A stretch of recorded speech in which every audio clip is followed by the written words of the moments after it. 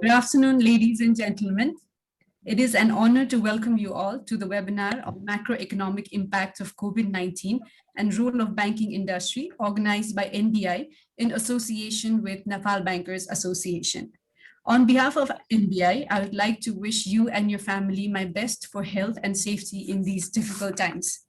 Now, moving ahead with the agenda of the webinar for today, the 2-hour webinar shall be presented by our best of industry experts, starting with a shorter presentation on the topic, followed by a panel discussion and question and answer round. Requesting all the participants to please make the best out of this webinar by actively participating by using the features of this virtual platform, chat boxes and handles. Now, I would like to hand over this floor to Mr. Dhan Bahadur Thapa, the head of programs of NBI, to please present his opening remarks. Over to you, Dan, sir. Okay, thank you, Karuna. Good afternoon and namaste. So I'm Dhan Thapa from National Banking Institute. First of all, I take this privilege and honor to welcome you to the webinar. Thank you so much for participating. It's truly an honor for us to have such an august group of the top leaders of the entire banking industry of Nepal. So I'm pretty excited to have you all in the same room today. In National Banking Institute, as you know, is the national level apex banking and finance academy established by the industry for the industry to build up capacity of the human capital in the banking and financial sector. NBI is fully engaged to achieve its mission right from the very beginning, from the very inception back in 2010. Even during the crisis period of lockdown, so we have been doing a number of training programs virtually. When the lockdown started last year, we quickly adopted to the virtual platform and have been doing a number of BLCs.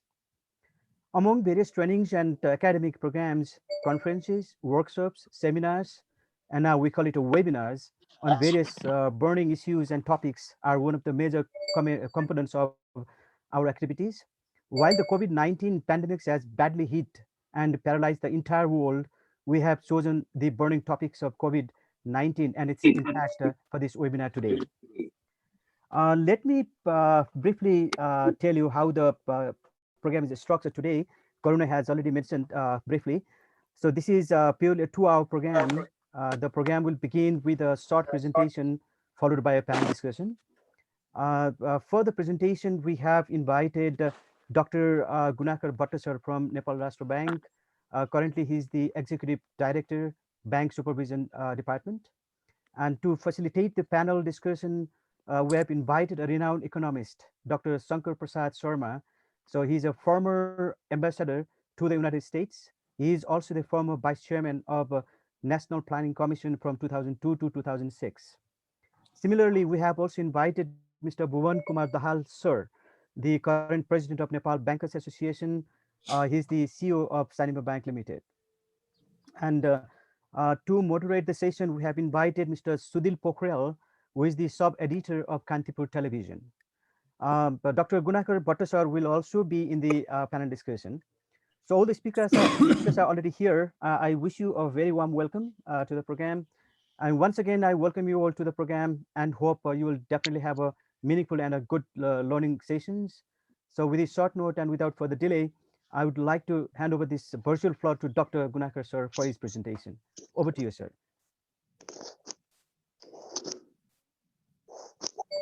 Namaskar. Dhana sir, सुनिरहनु भएको छ? सुनेछ sir. Yes, sir. Presentation देखिरहेछ. सरको sharing भएको छैन sir. एसयुले सबलाई attend गर्नु भनेर पठाइरहेछ.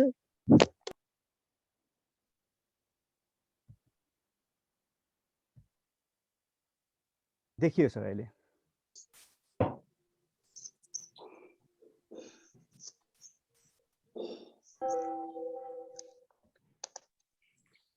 सुरु गरौँ है त. नमस्कार. नेपाल बैंकिङ इन्स्टिट्युटले जुन यो प्रोग्राम आयोजना गरेको छ यसमा वक्ताको रूपमा उपस्थित हुनुभएका आदरणीय doctor Shankar Sharma sir, Nepal bankers एसोसिएसनका अध्यक्षज्यू, त्यसै गरिकन नेपाल बैंकिङ इन्स्टिट्युटका सिइओ साहब, अन्य सरहरू बैंक वित्तीय संस्थाबाट सहभागी आजको यो कार्यक्रममा हुनुभएका सबै सरहरू, म्याडमहरू सबैलाई यो संक्षिप्त प्रस्तुतिमा यहाँहरूलाई स्वागत गर्दछु र यो कन्टेक्चुअल टपिकमा एनबिआईले जुन प्रोग्राम गरेको छ यसले चाहिँ हामीलाई के ब्रेन स्टर्मिङ गर्ने र अहिले जुन यो कोभिडको सन्तास चाहिँ यो पछिल्लो 1.5 हप्तादेखि सन्तास छ सबैतिर, यसबाट पनि चाहिँ अब के हदसम्म साइकोलोजिकल्ली पनि हामीलाई चाहिँ एक किसिमको रिलिफ हुने, रिल्याक्स हुने एउटा वातावरण पनि बन्छ भनेर उहाँहरूले आयोजना गर्नुभयो। यसको लागि म धन्यवाद दिन चाहन्छु र केही कुराहरू राख्ने अवसर दिनुभएको छ, यसका लागि पनि धन्यवाद दिन चाहन्छु। मैले मेरो प्रस्तुतिमा अहिलेको कोभिडको केही ब्याकग्राउन्डहरू राख्छु। यो स्वाभाविकै हो कि कोभिडसित सम्बन्धित टपिक नै भइसकेपछि र ग्लोबल इकोनोमी अहिले कुन अवस्थामा छ र पछिल्लो समय कसरी रिभाइभ भइरहेछ भन्ने केही कुराहरू राख्छु। नेपालको इकोनोमीको विषयमा केही कुरा राखेर हाम्रो ब्याङ्किङ सेक्टरको रोल र आगामी दिनमा हामीले हिँड्नुपर्ने बाटो, हाम्रा वे फरवर्ड के हुन सक्छन् भन्ने विषयमा केही कुराहरू राख्ने अनुमति चाहन्छु। अब कोभिडलाई स्ट्याटिस्टिक्समा हेर्ने हो भने करिब 15 करोड 40 लाख मान्छेहरू संसारभरि इन्फेक्टेड भएका छन्। पछिल्लो WHO को तथ्याङ्क हेर्दाखेरि 32 लाख जति मान्छेहरूले आफ्नो ज्यान यो कोभिड को सन्तासमा गुमाइसकेका छन्। कोभिडका कारणले सबैभन्दा बढी इन्फेक्टेड कन्ट्री युनाइटेड स्टेट्स हो, तर अहिले रिलिफमा छ। युनाइटेड स्टेट्सले आफूले चाहिँ लिनुपर्ने केही मेजर्सहरू, प्रिकसन, भ्याक्सिनेसनका कुराहरूले गर्दाखेरि अहिले वास्तवमा सबैभन्दा बढी हेर्दाखेरि टप 10 कन्ट्रिजमा सेकेन्डमा इन्डिया आउँछ र अहिले सबैभन्दा बढी प्रभावित इन्डिया छ र सँगसँगै हामी पनि प्रभावित छौँ। साउथ एसियामा हेर्ने हो भने अहिले इन्डियापछि हामी नै बढी प्रभावित देखिन्छौँ पछिल्लो 7 दिनको तथ्याङ्क हेर्दाखेरि। त्यसैले अहिले यो टप 10 कन्ट्रिजको कुरा भन्दा पनि अब अहिले हामीले कसरी चाहिँ हाम्रो हेल्थ सिस्टममा अहिले देखिएका केही समस्याहरू छन्, इन्फ्रास्ट्रक्चरका समस्याहरू छन्, लजिस्टिकका समस्याहरू छन्, योसँग कसरी जुझ्ने भन्ने सरकारसित ठुलो चुनौती छ, सर्वसाधारणसित ठुलो चुनौती छ। यो हामी सबैले अहिले भोगिरहेछौँ। हामी सबैका एक आफ्ना आफन्तहरू पनि छन्। यो हुँदै पनि अहिलेको सिचुएसनमा हाम्रा रोलहरू के हुन सक्छन् भन्ने विषयमा यो आजको प्रेजेन्टेसनको मुख्य उद्देश्य रहनेछ। लास्ट इयर चाहिँ यो मैले जुन म्याप देखाइरहेको छु, हाम्रो मुलुकको म्याप चाहिँ यो मुलुकको यो म्यापमा हेर्दाखेरि लास्ट इयर चाहिँ ग्रिन ब्लू चाहिँ जोनहरू, डिस्ट्रिक्ट्सहरू देखिन्थ्यो भने अहिले चाहिँ त्यो देखिँदैन। र लास्ट इयर चाहिँ हेर्दाखेरि केही महिना अगाडि मात्र हेर्दाखेरि पनि चाहिँ धेरै जस्तो जिल्लाहरू चाहिँ 200 भन्दा कम प्रभावित देखिन्थ्यो भने अहिले जम्मा 8 वटा जिल्ला मात्रै 200 भन्दा कम इन्फेक्टेड भएका जिल्लाहरू, कम केसेस भएका जिल्लाहरू देखिन्छन्। र पछिल्लो 1 हप्ता मात्र हेर्ने हो भने यो बागमती प्रोभिन्सको चाहिँ ग्राफ वात्तै माथि गएको छ र अरू प्रदेशको पनि ग्राफ माथि गएको छ र बागमती प्रदेशको ग्राफ त दैनिक इन्फेक्टेड चाहिँ 2000 को हाराहारीबाट यो 7 दिनमा चाहिँ 5000 को हाराहारीमा पुगेको छ। त्यसैले एक किसिमको त्रास लाग्दो सिचुएसन चाहिँ छ यो कोभिडको। अब यो कोभिडको सिचुएसनको यो बावजुद पनि लास्ट इयर जसरी युनाइटेड स्टेट्सदेखि लिएर सारा इकोनोमीहरू प्रभावित भएका थिए, अहिले चाहिँ उनीहरू एक किसिमको रिभाइभलको फेजमा छन्। जस्तो ग्लोबल इकोनोमी लास्ट इयर चाहिँ 3.3% कन्ट्र्याक्सनमा गयो भन्ने अन्तर्राष्ट्रिय मुद्रा कोषको पछिल्लो विवरण छ र यो 2021मा चाहिँ ग्लोबल इकोनोमी 6% रिभाइभ हुन्छ, 6% एक्सपेन्सन हुन्छ भन्ने देखिन्छ। अब लास्ट इयर चाहिँ हाम्रो छिमेकी मुलुक इन्डिया 8% कन्ट्र्याक्सनमा गएको र यो वर्ष 2021मा 12% एक्सपेन्सनमा जान्छ भनेको थियो, तर अहिले हेर्दाखेरि अब 12% एक्सपेन्सनमा जान्छ कि जाँदैन त्यो चाहिँ सन्देह छ। त्यसै गरिकन नेपालको हेर्दाखेरि लास्ट इयर चाहिँ हामी लामो समयपछि कन्ट्र्याक्सनमा गयौँ र भुइँचालो र नाकाबन्दीको वर्ष पनि हामी कन्ट्र्याक्सनमा गएका थिएनौँ। मार्जिनल्ली एउटा ग्रोथमा अथवा भनौँ स्ट्याग्नेन्ट सिचुएसनमा थियौँ भने अहिले चाहिँ लास्ट फिस्कल इयरमा 2.1% कन्ट्र्याक्सनमा गयौँ भने यो आर्थिक वर्षमा 4% को ग्रोथ हुन्छ भन्ने सिबिएसको केही दिन पहिलेको अनुमान हो। तर पछिल्लो समय जुन किसिमको सङ्क्रमण अहिले फैलिरहेको छ र जुन किसिमको चाहिँ फेरि असहज अवस्था सिर्जना भएको छ, त्यसले यो 4% को चालु आर्थिक वर्षको ग्रोथको अनुमानलाई पनि अलिकति चुनौती सिर्जना गरेको अवस्था देखिन्छ। अब अन्तर्राष्ट्रिय स्तरमा हेर्दाखेरि मैले यो ग्राफमा अन्तर्राष्ट्रिय मुद्रा कोषबाट बरो गरेको यो ग्राफमा के देखाउन खोजिरहेको छु त भनेर भन्दा ग्लोबल फाइनेन्शियल क्राइसिस 2008 को समयमा हेर्ने हो भने एडभान्स्ड इकोनोमिजहरू बढी प्रभावित भएका थिए। ग्लोबल फाइनेन्शियल क्राइसिसको समयमा आउटपुट लस हेर्ने हो भने मैले एउटा अनुरोध गरेँ, साथीहरूले आफ्नो माइक चाहिँ म्युटमा राखिदिनु होला। र मैले यो ग्राफमा ग्लोबल फाइनेन्शियल क्राइसिसको कन्टेक्स्ट र अहिले कोभिड-19 को कन्टेक्स्ट हेर्ने हो भने अहिले यहाँले यहाँ हेर्न सक्नुहुन्छ कोभिड-19 को असर सबभन्दा बढी लो इन्कम कन्ट्रिज हाम्रो जस्तो कन्ट्रीहरूमा आउटपुट लस सबैभन्दा बढी देखिन्छ, जबकि 2008 को फाइनेन्शियल क्राइसिसको सबैभन्दा बढी असर एडभान्स्ड इकोनोमिजहरूमा देखिएको थियो। त्यसैले यो कोभिडको आर्थिक असर पनि हाम्रो जस्तो मुलुकमा स्वास्थ्यको असर, साइकोलोजिकल असर पनि बढी देखिने छँदैछ। त्यो सँगसँगै आर्थिक असर पनि बढी छ भन्ने देखिएको छ र यो अन्तर्राष्ट्रिय मुद्रा कोषको यो अनुमान चाहिने देखिरहेछ र अहिले पछिल्लो समय हामी जुन बढ्दो सङ्क्रमणसित जुधिरहेछौँ त्यसले यसलाई चाहिने बल पुर्याइरहेको देखिन्छ। अब यो कोभिड सङ्क्रमणको अवस्थामा सबैभन्दा बढी हिट भएका सेक्टर कुन हुन् त भनेर भन्दाखेरि टुरिज्म र एजुकेसन। हामीले नेपालमा पनि सर्वेक्षण गऱ्यौँ, नेपाल राष्ट्र ब्याङ्कले सर्वेक्षण गर्यो र त्यसमा पनि यो देखिएको छ भने अन्तर्राष्ट्रिय स्तरमा हेर्दाखेरि पनि टुरिज्म र एजुकेसन सबैभन्दा बढी प्रभावित भएका क्षेत्र देखिएका छन्। र 2020 मा 2019 को तुलनामा ग्लोबल्ली टुरिस्ट अराइभल चाहिँ 73% घट्यो 2019 सित तुलना गर्दा 2020 मा, र यसको सबैभन्दा बढी असर चाहिँ एसिया एन्ड पेसिफिक रिजनमा परेको देखिन्छ र 84% टुरिस्ट अराइभल घटेको देखिन्छ 2020 मा 2019 सित तुलना गर्दाखेरि। र नेपालमा पनि 2019 को तुलनामा 2020 मा 81% टुरिस्ट अराइभल घटेको देखिन्छ। त्यसैले एसिया एन्ड पेसिफिक रिजनमा जुन ट्रेन्ड देखियो टुरिस्ट अराइभलमा कन्ट्र्याक्सनको 2020 मा, त्यो ट्रेन्ड नेपालमा पनि देखियो र यसरी चाहिँ सबैभन्दा ठुलो असर परेको एउटा मेजर क्षेत्र चाहिँ टुरिस्ट हो अथवा टुरिज्म इन्डस्ट्री हो र त्यो टुरिस्ट अराइभलको तथ्याङ्कले पनि देखाइरहेको छ। अब अर्को महत्त्वपूर्ण असर परेको क्षेत्र कुन हो त भनेर भन्दाखेरि एजुकेसन सेक्टर। एजुकेसन सेक्टरमा ठुलो लस भएको देखिन्छ यो बिचमा, र त्यो लस पनि हाम्रा जस्ता इकोनोमिजहरूमा, लो इन्कम डेभलपिङ इकोनोमिजहरूमा त्यसको असर बढी परेको देखिन्छ। सरदर चाहिँ संसारभरिका सबै मुलुकहरूमा हेर्दाखेरि 180 देखि 200 दिन जति स्कुलहरू चल्दा रहेछन् वर्षमा, र त्यो 180 देखि 200 दिन जुन स्कुल चल्छ, विद्यालयहरू सञ्चालनमा आउँछन्, त्यसमा एभरेजमा लो इन्कम डेभलपिङ कन्ट्रिजहरूमा 70 दिन एजुकेसन लस भएको देखिन्छ एभरेज निकाल्दाखेरि। र यो सबै अनलाइन क्लासहरू सबै कुराहरूलाई चाहिँ इन्क्लुड गर्दाखेरि पनि 70 दिन लस सबैभन्दा बढी काम हो त। एडभान्स्ड इकोनोमिजमा जब 15 दिन मात्रै लस भएको देखिन्छ भने 2020 मा लो इन्कम कन्ट्रिजहरूमा 70 दिन स्कुल लस भएको देखिन्छ। यसले के इन्डिकेट गर्छ त भनेर भन्दा ल्यागर्ड इकोनोमी, पछाडि परेका हाम्रा जस्ता अर्थतन्त्रहरूमा ह्युमन क्यापिटल एकुमुलेसन जुन ग्रोथको एउटा महत्त्वपूर्ण चाहिँ फन्डामेन्टल हो, ग्रोथको एउटा महत्त्वपूर्ण फ्याक्टर हो। ह्युमन क्यापिटल अकुमुलेसन, क्यापिटल सँगसँगै फिजिकल क्यापिटल सँगसँगै ह्युमन क्यापिटल महत्त्वपूर्ण हुन्थ्यो। त्यो ह्युमन क्यापिटल अकुमुलेसनको प्रोसेसलाई कोभिड-19 ले निकै पर धकेलेको छ, नराम्ररी प्रभावित गरेको छ यो एजुकेसन सेक्टरमा भएको लसले भन्ने यो फिगरले देखाइरहेछ।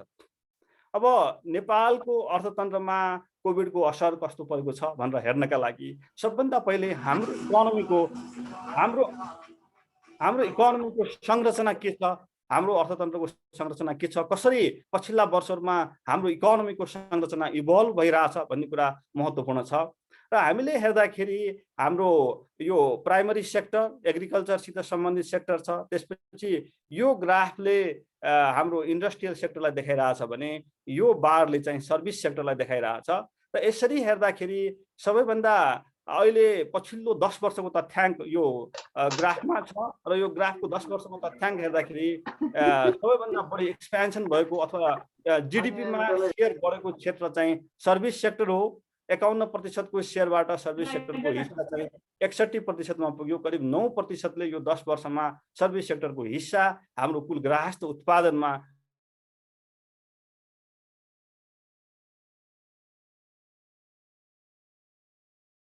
म्युट भयो सर। हजुरहरूले सबैलाई म्युट गर्ने क्रममा म्युट भएको छ र यो अहिले सुनियो? हजुर सर सुनियो। सेक्टरल कम्पोजिसन अफ जिडिपी हामीले हेर्दाखेरि सर्भिस सेक्टरको हिस्सा चाहिँ करिब 52% बाट बढेर 61% पुगेको छ। एग्रिकल्चर सेक्टरको हिस्सा 34% बाट 26% मा आएको छ भने इन्डस्ट्रियल सेक्टर 14% बाट 12% मा आएको छ। त्यसैले यो बीचमा यो 10 वर्षमा सर्भिस सेक्टर चाहिँ उल्लेख्य विस्तार भएको छ। सर्भिस सेक्टरको हिस्सा इकोनोमीमा करिब 9% बिन्दुले बढेको देखिन्छ। त यो सेक्टोरल कम्पोजिसनले के देखाउँछ त भनेर भन्दा नेचुरल डिजास्टर अथवा अनएन्टिसिपेटेड सक अनप्रेसिडेन्टेड सकहरू इकोनोमीमा आउँदाखेरि त्यसको सबैभन्दा बढी चाहिँ रेजिलियन्स हुनुपर्ने सर्भिस सेक्टर हाम्रो कन्टेक्स्टमा पनि देखिन्छ र यसरी हेर्दा यसको असर अहिले चाहिँ जुन टुरिज्म र एजुकेसन सेक्टरमा परेको माथि देखियो। त्यो स्वाभाविकै हो कि अहिले यो 9% बिन्दुले मैले जुन करिब 9% बिन्दुले सर्भिस सेक्टर एक्सपेन्सन भएको छ भने यसमा चाहिँ हेर्दाखेरि एजुकेसन टुरिज्म सेक्टर र अर्को चाहिँ हाम्रो यो ट्रान्सपोर्टेसन सेक्टर यिनीहरू बढिरहेको देखिन्छ। पब्लिक एडमिनिस्ट्रेसनको सेयर बढाएको देखिन्छ। त्यसैले सर्भिस सेक्टरको रेजिलियन्स चाहिँ हामीले स्ट्रेन्थन गर्नुपर्ने। अब यस्तो किसिमको सक आउँदाखेरि हामीले अरू सेक्टरलाई बलियो बनाएनौँ भने सकलाई चाहिँ विथस्ट्यान्ड गर्ने हाम्रो क्षमता चाहिँ लुज हुन्छ है भन्ने पनि एउटा सङ्केत यसले देखिन्छ। र जुन कुरो हाम्रो चाहिँ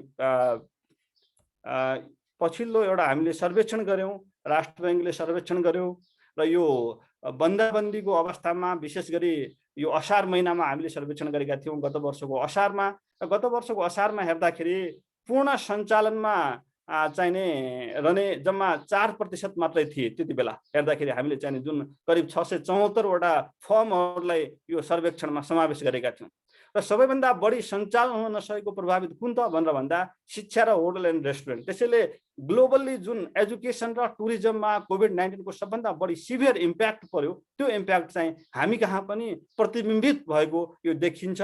र सबैभन्दा बढी चाहिँ 91%ले त्यति बेला होटल रेस्टुरेन्टहरू जति चाहिँ पूर्ण सञ्चालनमा छैनन्, सञ्चालन हुन सकेनन् भन्ने देखियो भने करिब 96% चाहिँ शिक्षा क्षेत्र पनि बन्द भएको, इभन अनलाइन क्लास पनि सुरुमा असारमा हुन नसकेको देखिन्छ सर्वेक्षणले। र जुन चाहिँ हाम्रो व्यवहारिक पक्षसित पनि त्यति बेला चाहिँ बढी नजिक रहेको देखिएको थियो। र यो सर्वेक्षणलाई हामीले फेरि दोहोऱ्यायौँ, मङ्सिरमा अर्को सर्वेक्षण गऱ्यौँ र मङ्सिरमा गरेको सर्वेक्षणले त्यसमा ठुलो सुधार भएको देखाएको थियो। त्यति बेला जम्मा 4% फर्महरू पूर्ण सञ्चालनमा रहेको देखिएको थियो भने मङ्सिरमा आइपुग्दाखेरि 54% फर्महरू सञ्चालनमा पूर्ण सञ्चालनमा रहेको देखियो। र शिक्षा क्षेत्रमा जस्तो त्यति बेला 96% चाहिँ सञ्चालन हुन नसकेको अवस्थामा थियो भने यति बेला आएर चाहिँ करिब 29% सञ्चालनमा हुन सकेको। त्यसै गरिकन होटल रेस्टुरेन्ट सेक्टरहरू त्यति बेला पूर्ण सञ्चालनमा हुन नसकेको 91% थियो भने अहिले सञ्चालन हुन नसकेकोमा 23% मात्रै देखिएको थियो। त यसले के होपहरू के आशाहरू चाहिँ देखाइरहेको थियो, इकोनोमी रिभाइभ हुन गइरहेछ भन्ने देखाइरहेको थियो। र अब यो त्यो आशा सँगसँगै हुन सक्छ जुन सेन्ट्रल ब्युरो अफ स्ट्याटिस्टिक्सले केही दिन अगाडि सार्वजनिक गरेको यो ग्रोथको अनुमानले पनि के देखाइरहेको थियो भनेर भन्दा इकोनोमी भी-सेप रिकभरीमा जान्छ। गत वर्ष हामी 2%ले कन्ट्र्याक्सनमा गयौँ, यो वर्ष 4%ले चाहिँ एक्सपेन्सनमा जान्छौँ भन्ने देखाइरहेको थियो। तर अब पछिल्लो समय चाहिँ त्यो थप अनसर्टेन भएर गएको देखिएको छ। त्यसैले हामीले जुन चाहिँ अप्स एन्ड डाउन र अर्को कुरो के देखिन्छ त भनेर भन्दा पछिल्लो समय हाम्रो agriculture sector more or less चाहिँ यो जुन ग्राफ देखिरहेछ, यो लाइन देखिरहेछ, यो ग्राफमा यो लाइनले एग्रिकल्चर सेक्टर चाहिँ मोर अर लेस स्टेबल देखिन्छ भने हाम्रो सर्भिस सेक्टर र ओभरअल ग्रोथको ट्रेन्ड चाहिँ सँगसँगै गइरहेको देखिन्छ। त्यसैले हाम्रो ग्रोथलाई पछिल्लो समय सर्भिस सेक्टरले ड्राइभ गरिरहेछ भन्ने बढी देखिन्छ। र अब हाम्रो पर क्यापिटा आउटपुटमा हेर्ने हो भने पनि यो चाहिँ गत वर्ष फल भएको छ, कन्ट्र्याक्सनमा गएको छ ग्रोथ हेर्दाखेरि र अब्सोल्युट टर्म्समा पनि पर क्यापिटा आउटपुट चाहिँ हामीले लुज गरेका छौँ कोभिड-19 को असरका कारणले गर्दा। अब यो वर्ष पनि सम्भावना चाहिँ त्यति सहज त्यति चाहिँ आशालाग्दो सम्भावना चाहिँ देखिँदैन। त्यसैले हाम्रो इकोनोमी रिभाइभ हुन्छ भन्ने आशा केले देखाइरहेको थियो त भनेर भन्दा ट्रेडमा चाहिँ सुधार आइरहेको थियो, प्राइभेट सेक्टर क्रेडिट चाहिँ म्यासिभली गइरहेको थियो, त्यसले एक किसिमको चाहिँ कन्फिडेन्स बिल्डअप गरिरहेको थियो, सरकारको राजस्व बढिरहेको थियो। तर भन्ने कुरो चाहिँ अगाडि आइरहेछ। अब जस्तो कि मैले यो ग्राफमा एउटा के राख्न खोजेँ त भनेर भन्दा 2076 साल र 77 सालको कोभिडको कन्टेक्स्टमा तुलना गर्दाखेरि मार्च अगस्तदेखि अगस्त सेप्टेम्बर 6 महिना अथवा 76 यो चाहिँ 76 चैतदेखि 77 भदौसम्मको निर्यात हो, जम्मा 43 अर्ब निर्यात भएको थियो।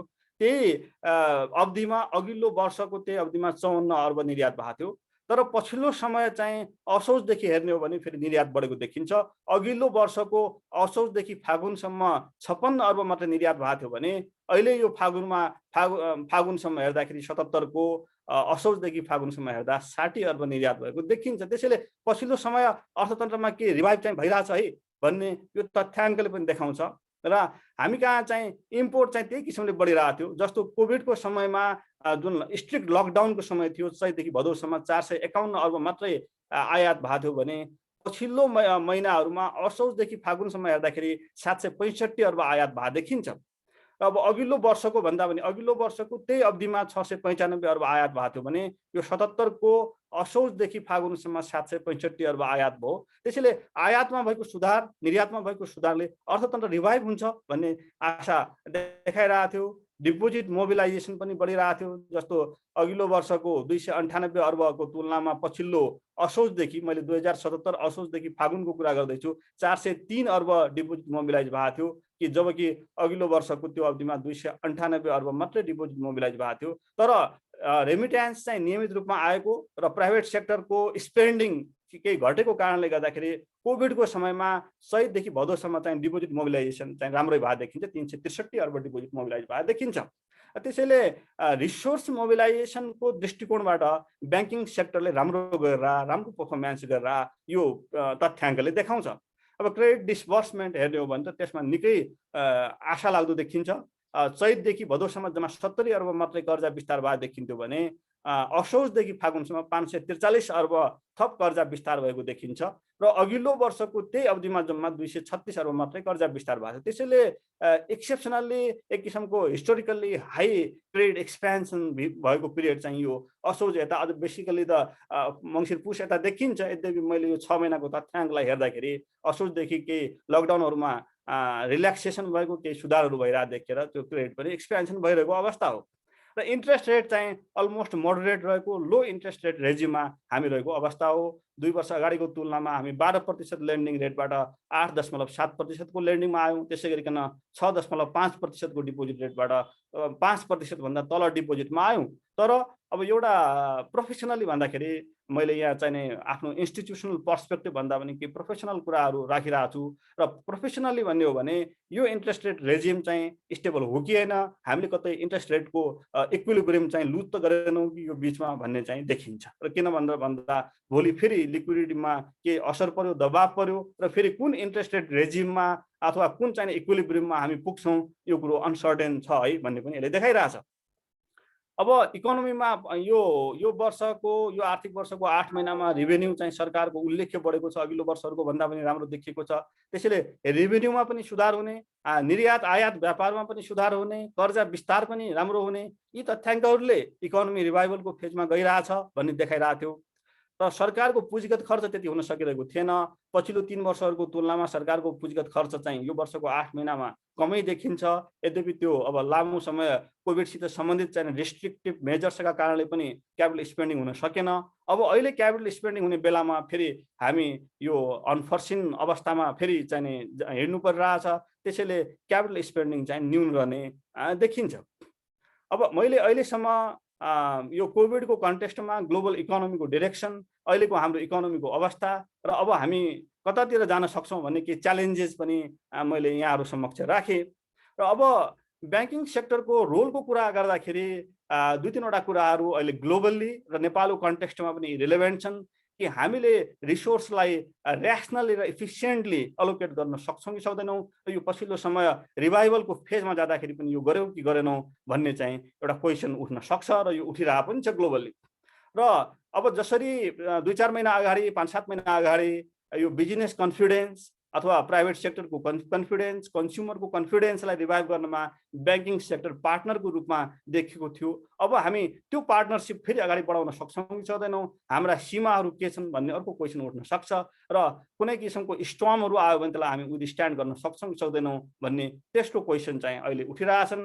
ग्लोबल पर्सपेक्टिभमा पनि उठिरहेका विषय हुन्। विशेष गरिकन लो इन्कम डेभलपिङ कन्ट्रिजको कन्टेक्स्टमा यी कुराहरू उठिरहेछन् भने हाम्रो लागि पनि इस्यु चाहिँ रिलेभेन्ट देखिन्छ। र यो स्वाभाविकै पनि हो। किन भन्दा मैले अघि जुन यहाँहरू समक्ष राखेँ कि हाम्रो इकोनोमीमा सर्भिस सेक्टर 52% को जुन यसको सेयर देखिन्थ्यो 10 वर्ष अगाडि अहिले 61% पुगेको छ। र त्यसै गरिकन ब्याङ्किङ सेक्टर भनौँ ब्रोडली, किनकि फाइनेन्सियल सेक्टरमा ठुलो हिस्सा ब्याङ्किङ सेक्टरकै छ, ब्याङ्किङ सेक्टरको सेयर चाहिँ 4.76% अथवा 4.8% थियो भने त्यो अहिले 6.9% पुग्यो। र पछिल्लो 10 वर्षमा यो फाइनान्शियल सेक्टरको सेयर चाहिँ इकोनोमीमा 2.1% बिन्दुले बढेको देखिन्छ। त्यसैले ठुलो हिस्सा हो यो बाहेक हेर्ने हो भने एजुकेसन र गभर्नमेन्टको स्पेन्डिङ अथवा पब्लिक एडमिनिस्ट्रेसनसित सम्बन्धित कुराहरूको मात्रै यो सर्भिस सेक्टरमा हिस्सा बढेको देखिन्छ। त्यसैले पछिल्ला वर्षहरूमा जुन 9% बिन्दुले सर्भिस सेक्टरको रोल इकोनोमीमा बढिरहेछ त्यसमा एउटा उल्लेख्य सेयर चाहिँ वित्तीय क्षेत्रको छ र वित्तीय क्षेत्रले सकहरूलाई विथस्ट्यान्ड गर्न सकेन भने त्यसले इकोनोमीलाई फेरि समस्यामा पार्छ भन्ने कुरा पनि यसले चाहिँ इङ्गित गर्दछ। र अब अपकमिङ च्यालेन्ज त्यसैले के हो त भनेर भन्दाखेरि जुन किसिमको लिभरेज बिल्डअप भइरहेछ पछिल्लो तथ्याङ्कहरू सरहरूले पनि सेयर गरिरहनु भएको छ। हामीले पनि हेरेर तथ्याङ्क हेर्दाखेरि करिब 7.5 खर्बको जुन कर्जा विस्तार भएको देखिन्छ र त्यो 7.5 खर्बको कर्जा विस्तार चाहिँ हामीले सकलाई एब्जर्ब गर्न अथवा सकले इकोनोमीमा उत्पन्न गरेका नेगेटिभिटीहरूलाई चाहिँ मिटिगेट गर्नका लागि त हो, तर त्यसले जुन लिभरेज बिल्डअप गरिरहेछ नन फाइनान्शियल कर्पोरेट सेक्टर र हाउसहोल्ड सेक्टरमा ठुलो लिभरेज बिल्डअप भइरहेछ र त्यसका कारणले गर्दाखेरि एसेट प्राइस चाहिँ विस्तार भएको छ। एक किसिमको बबल पनि क्रिएट भएको अवस्था हो यो र हाम्रो जुन ग्रोथ यो वर्ष हुन्छ भनेको थियो त्यो ग्रोथ चाहिँ फेरि हुन्छ कि हुँदैन, एसेट प्राइसमा बबल क्रिएट हुने र लिभरेज चाहिँ ठुलो बिल्डअप हुने अवस्थाले गर्दाखेरि कतै अर्को सक चाहिँ फाइनान्शियल सेक्टरमा त आउँदैन कि कुनै समयपछि भन्ने चाहिँ एउटा चिन्ता यो ग्राफले चाहिँ देखाउँछ र यो ग्लोबल फाइनान्शियल स्टेबिलिटी रिपोर्टमा पनि यो कुरा राखिएको छ र यो फेरि हाम्रो लागि पनि कन्टेक्स्चुअल मैले देखिरहेको छु। त्यसैले अबको मैले मेरो प्रेजेन्टेसन टुङ्ग्याउने क्रममा छु, किन भनेर भन्दा मैले धेरै समय लिनुपर्ने छैन। मलाई करिबन चाहिँ आधा घन्टाभित्र यो सक्नुपर्छ भन्नुभएको थियो आयोजकले र म आधा घन्टाभित्र सक्ने पक्षमै छु। ब्रोडर एजेन्डा के त अबको ब्रोडर एजेन्डा के त भनेर भन्दाखेरि अहिलेको सबैभन्दा ठुलो प्रायोरिटी यो हेल्थ प्रायोरिटी नै हो। त्यसैले एक्सेस टु भ्याक्सिनेसन यो अमेरिकाको मेडिकल एक्सपर्ट चाहिँ अहिले प्रेसिडेन्टको सल्लाहकार चाहिँ जो डाक्टर एन्थनी फसी हुनुहुन्छ उहाँले पनि चाहिँ भर्खरै 2-3 दिन अगाडि इन्डियामा यी कुराहरूमा जोड दिनुभएको छ कि 2-3 हप्ता भए पनि सटडाउन गर्नुपर्ने, भ्याक्सिनेसन चाहिँ व्यापक गर्नुपर्ने र यो अक्सिजन अरू मेडिकल इक्विपमेन्ट्सहरूको चाहिँ उपलब्धतालाई चाहिँ सुनिश्चित गर्नुपर्ने, त्यसलाई बढाउनु पर्ने, इन्टरनेसनल सपोर्ट बढाउनु पर्ने भन्ने छ। वास्तवमा हाम्रो लागि पनि ती कुराहरू चाहिँ रिलेभेन्ट देखिन्छन्। त्यसैले अहिलेको प्रायोरिटी भनेको हेल्थ प्रायोरिटी हो। त्यसपछि गएर लाइभलीहुड चाहिँ फेरि यो 2-4 हप्तापछि यो नर्मल केही होला। अहिलेको अवस्था पिकबाट फेरि हामी केही तल झर्ने बित्तिकै फेरि लाइभलीहुडको कुरा आउँछ, फेरि इकोनोमिक रिकभरीको कुरा आउँछ र हाम्रो सप्लाईमा आउन सक्ने बोटलनेकका कारणले गर्दा इन्फ्लेसनमा कतै रिस्क हुन्छ कि आर्टिफिसियल सर्टेजका कुराहरू पनि आइरहेछन्। त्यसैले त्यो इन्फ्लेसनरी रिस्कलाई कसरी मिटिगेट गर्ने भन्ने पनि अर्को चुनौती छ। र अहिलेको ब्रोडर चुनौती ग्लोबली नै के हो त भनेर भन्दाखेरि अन्तर्राष्ट्रिय मुद्रा कोषले के भन्छ त भनेर भन्दा asynchronous and divergent global recovery. त यो संसारका कुनै मुलुकहरू चाहिँ एकदमै राम्रो रिकभरीमा जाने र कुनै मुलुकहरू चाहिँ फेरि कन्ट्र्याक्सनमा जाने खतरा छ र हाम्रो देशभित्र पनि विदिन कन्ट्री पनि त्यो किसिमको कुनै वर्गले चाहिँ राम्रो सेयर पाउने यो बिचमा राम्रो हिस्सा पाउने आम्दानीको अथवा चाहिँ रिकभरीको र कुनै वर्ग अथवा कुनै क्लास चाहिँ इकोनोमीमा फेरि पछाडि हुने र स्पेसली डिप्राइभ्ड क्लास पछाडि परेको वर्ग र त्यो अवस्थामा हामीले फेयर सोसाइटी बनाउने, इन्कम इनइक्वालिटीको कुरा गर्ने, इन्क्लुसिभ ग्रोथका कुराहरू गर्ने एजेन्डाहरू कतै फेरि पछाडि पर्ने हुन् कि भन्ने चाहिँ चुनौती छ। र यो ग्लोबल्ली अहिले अर्को आइरहेको विषय ग्रिनर रिकभरीको इन्भाइरोमेन्टल कन्सर्नका कुराहरू छन् भने र अर्को महत्त्वपूर्ण कुरा फाइनान्सियल एक्सेस, डिजिटाइजेसन यी कुराहरू छन्। हाम्रो कन्टेक्स्टमा हेर्ने हो भने पनि गाउँका मान्छेहरूले अहिले पनि फोन गरेर हामीले सब्सिडाइज लेन्डिङ पाएनौँ भन्ने गुनासो छ र त्यो अब त्यो सब्सिडाइज लेन्डिङ कहाँ गएको छ त्यो विषयमा पनि कुनै एउटा चाहिने प्रोफेसनल्ली हामीले भ्यू बनाउनु पर्ने हो कि सरकारले बजेट निर्माण गर्ने क्रममा छ। त्यसैले त्यसका चाहिने प्रस कन्स के हुन् यी कुराहरू हुन सक्छन् भने ब्याङ्किङ सेक्टरको स्पेसिफिक एजेन्डा पनि के हो त भनेर भन्दा आइएमएफले पछिल्लो फाइनान्शियल स्टेबिलिटी रिपोर्टमा के भन्छ त भनेर भन्दा banks have so far not been the part of the problem but will they be the part of the solution. र त्यसैले अहिलेसम्म त ब्याङ्कहरू प्रब्लमको पार्टको रूपमा आएका छैनन्, तर अब उनीहरू सल्युसनको एउटा हिस्साको रूपमा आउँछन् कि आउँदैन भन्ने चाहिँ आइएमएफले जुन भनिरहेछ। त्यसैले हामीले फेरि चाहिँ जुन लिक्विडिटीको साइकलमा कहीँ फेरि चाहिँ दबाब झेल्नुपर्ने, इन्ट्रेस्ट रेट डिस्टेबलाइज भइदिने, एसेट क्वालिटी डिटोरिएट हुने र सब्सिडाइज लेन्डिङले के कति चाहिने उपलब्धि गरिरहेछ, सब्सिडाइज लेन्डिङ प्रोग्राम कति इफेक्टिभ इफिसियन्ट भयो यो विषय चाहिँ बहसको विषय हुनसक्छ। जस्तो सरकारले यो वर्ष बजेटमा 13 अर्ब छुट्याएको छ यो सब्सिडाइज लेन्डिङको लागि मात्रै। त्यो बाहेक विभिन्न मन्त्रालय विभिन्न एजेन्सीहरूले दिने सब्सिडीहरू छँदैछन्। त्यो ठुलो हिस्सा कतै दुरुपयोग त भएको छैन कि कतै त्यसको पनि मिसयुटिलाइजेसन भएको छ कि भन्ने चुनौती चाहिँ छ र यो चुनौती ब्याङ्किङ सेक्टरका लागि पनि हो। र रिस्कियर सेक्टरमा क्रेडिट फ्लो हुँदाखेरि भोलि त्यसले ल्याउन सक्ने सम्भावित चुनौतीहरूका विषयमा पनि हामी चाहिँ चनाखो हुनुपर्ने र ब्रोडर पर्सपेक्टिभमा भन्ने हो भने अबको रिफर्म हाम्रो चाहिँ इन्स्टिट्युसनल रिफर्म कस्तो हुनुपर्छ, इन्फ्रास्ट्रक्चर हाम्रो फाइनेन्सियल सेक्टरका कस्ता हुनुपर्छ भन्ने पनि फेरि सोच्नुपर्ने बेला आउन सक्छ। कोभिड पछिको दुनियाँमा डिजिटाइजेसनको कुरो आइरहेछ, वर्क फ्रम होमको कुरो आइरहेछ, पछाडि परेको वर्गलाई उत्थान गर्ने कुरो आइरहेछ, इकोनोमीको फास्ट रेजिलियन्सका कुराहरू आइरहेछन् भने हाम्रो फाइनेन्सियल सेक्टरका इन्स्टिट्युसनहरू इन्फ्रास्ट्रक्चरहरू कस्ता बनाउने भन्ने अर्को चुनौती चाहिन्छ। त्यसैले यी कुराहरू ब्याङ्क स्पेसिफिक एजेन्डाको रूपमा देखिएका छन्। अब पोलिसी अप्सन चाहिँ आइएमएफले एउटा के देखाइरहेछ त भनेर भन्दा दुई किसिमका हामीले चाहिँ रिस्क देखिरहेछौँ। फर्महरूको फर्म स्पेसिफिक हेर्ने हो भने एउटा चाहिँ लिक्विडिटी रिस्क र अर्को सल्भेन्सी रिस्क। र त्यस्तो फर्महरू जहाँ चाहिँ हाई लिक्विडिटी रिस्क अहिले देखिए पनि उनीहरूको भायबिलिटी रिस्क चाहिँ त्यति धेरै देखिँदैन। उनीहरू चाहिँ भायबल हुन सक्छन्, चाँडै फेरि रिइमर्ज हुन सक्छन्, चाँडै उनीहरू रिभाइभ हुन सक्छन् भने त्यस्ता फर्महरूलाई लिक्विडिटी सपोर्ट दिने, लोन ग्यारेन्टी दिने, उनीहरूका लागि डेट रेज गर्ने किसिमको हाम्रो क्यापिटल मार्केटको इन्स्ट्रुमेन्ट चाहिँ जगाइदिने। तर जहाँ हाई भायबिलिटी रिस्क देखिन्छ त्यो हाई भायबिलिटी रिस्क देखिएका फर्महरूलाई हामीले रिस्ट्रक्चर गर्ने अथवा लिक्विडेट गर्ने यो स्किममा जानुपर्ने हुनसक्छ भन्ने एउटा पोलिसी अप्सन चाहिँ आइरहेछ। र अर्को त्यसै गरिकन सल्भेन्सीको केसमा पनि त्यही कुरा देखिरहेछ। भायबिलिटी रिस्क हाई छ कि लो छ हामीले यसलाई हेर्ने र तदनुरूप हामीले चाहिँ हाम्रा पोलिसीहरू चलाउनु पर्ने। सल्भेन्सी रिस्क चाहिँ कम हाई देखिए तापनि भायबिलिटी चाहिँ देखिन्छ, त्यो फर्म चाहिँ भायबल हुने देखिन्छ भने हामीले चाहिँ इक्विटी रेज गराउने अथवा हामीले नै इक्विटी इन्जेक्ट गरेर पनि ती फर्महरूलाई जोगाउनु पर्ने हुनसक्छ भन्ने किसिमको अप्सनहरू आइरहेछन्। मलाई के लाग्छ भनेर भन्दा अर्को वर्षका लागि, अर्को आर्थिक वर्षका लागि यी कुराहरू हाम्रो लागि बढी रिलेभेन्ट हुन सक्छन्। किन भनेर भन्दा मैले पृष्ठभूमिमा भन्न छोडेको विषय के हो त भनेर भन्दा मोनेटरी पोलिसीमा हुन त मोनेटरी पोलिसी डिजाइन बिस्तारै हुन्छ, आउँछ होला, आउने क्रममा ती कुराहरू आउँछन् होला। र मुख्य के हो त भनेर भन्दा लास्ट इयर हामीसित जति किसिमका आर्सनलहरू हतियारहरू उपलब्ध थिए ती हतियारहरू त्यही अवस्थामा अहिले उपलब्ध हुन्छन् होला भन्ने म चाहिँ व्यक्तिगत रूपमा भन्न सक्दैन। त्यसैले हामीले अरू स्किमहरूमा पनि जानुपर्ने हुनसक्छ। र यो एउटा राम्रो चाहिँ मैले डिसिजन ट्री, यो चाहिँ पोसिबल डिसिजन ट्री आइएमएफले चाहिँ तयार पारेको देखेर मैले यहाँहरू समक्ष सेयर गरेँ र करिब मैले चाहिँ मेरो प्रस्तुतिलाई यहीँ टुङ्ग्याएँ। र यो जुन यहाँहरूले चाहिँ अवसर दिनुभयो एनबिआईले र यहाँहरूको सुन्ने धैर्यता, यहाँहरूको सहभागिताका लागि हार्दिक धन्यवाद दिँदै यो प्रस्तुति यहीँ टुङ्ग्याउँदछु। धन्यवाद। Okay, thank you so much, Gunakar sir, for your presentation with the detailed information on the macroeconomic impact of these pandemics. And now we move ahead to the another part of today's session, that is panel discussion. To lead this session and moderate this session, I would like to invite Sudhil Pokhrel sir. So over to you, sir. नमस्ते यहाँहरूलाई सबैलाई सर्वप्रथम त अनि online मार्फत जोडिनु भएका सबैलाई स्वागत छ। कोरोना महामारीको पहिलो लहर पछि बिस्तारै लयमा फर्कन खोजेको अर्थतन्त्र फेरि दोस्रो लहरको चपेटामा परेको छ। संक्रमितको ग्राफ उकालो लाग्दै गर्दा आर्थिक क्रियाकलापमा फेरि सङ्कोचन आउन थालेको छ।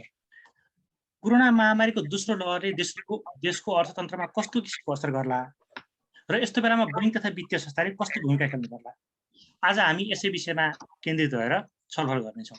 छलफलमा हामीसँग बैंकर सङ्घका अध्यक्ष भुवन कुमार दाहाल हुनुहुन्छ, अर्थविद तथा अमेरिकाका लागि पूर्व राजदूत शङ्कर शर्मा र नेपाल राष्ट्रका कार्यकारी निर्देशक गुणाकर भक्त पनि हुनुहुन्छ। सुरुवातमा म भुवन सरसँग जोडिन चाहे। नमस्कार। नमस्ते सर। सरकारले यो वर्ष 4% को आर्थिक वृद्धि भने पनि त्यो सम्भव नहुने अघि गुणाकर सरले पनि लगभग बताइसक्नुभयो।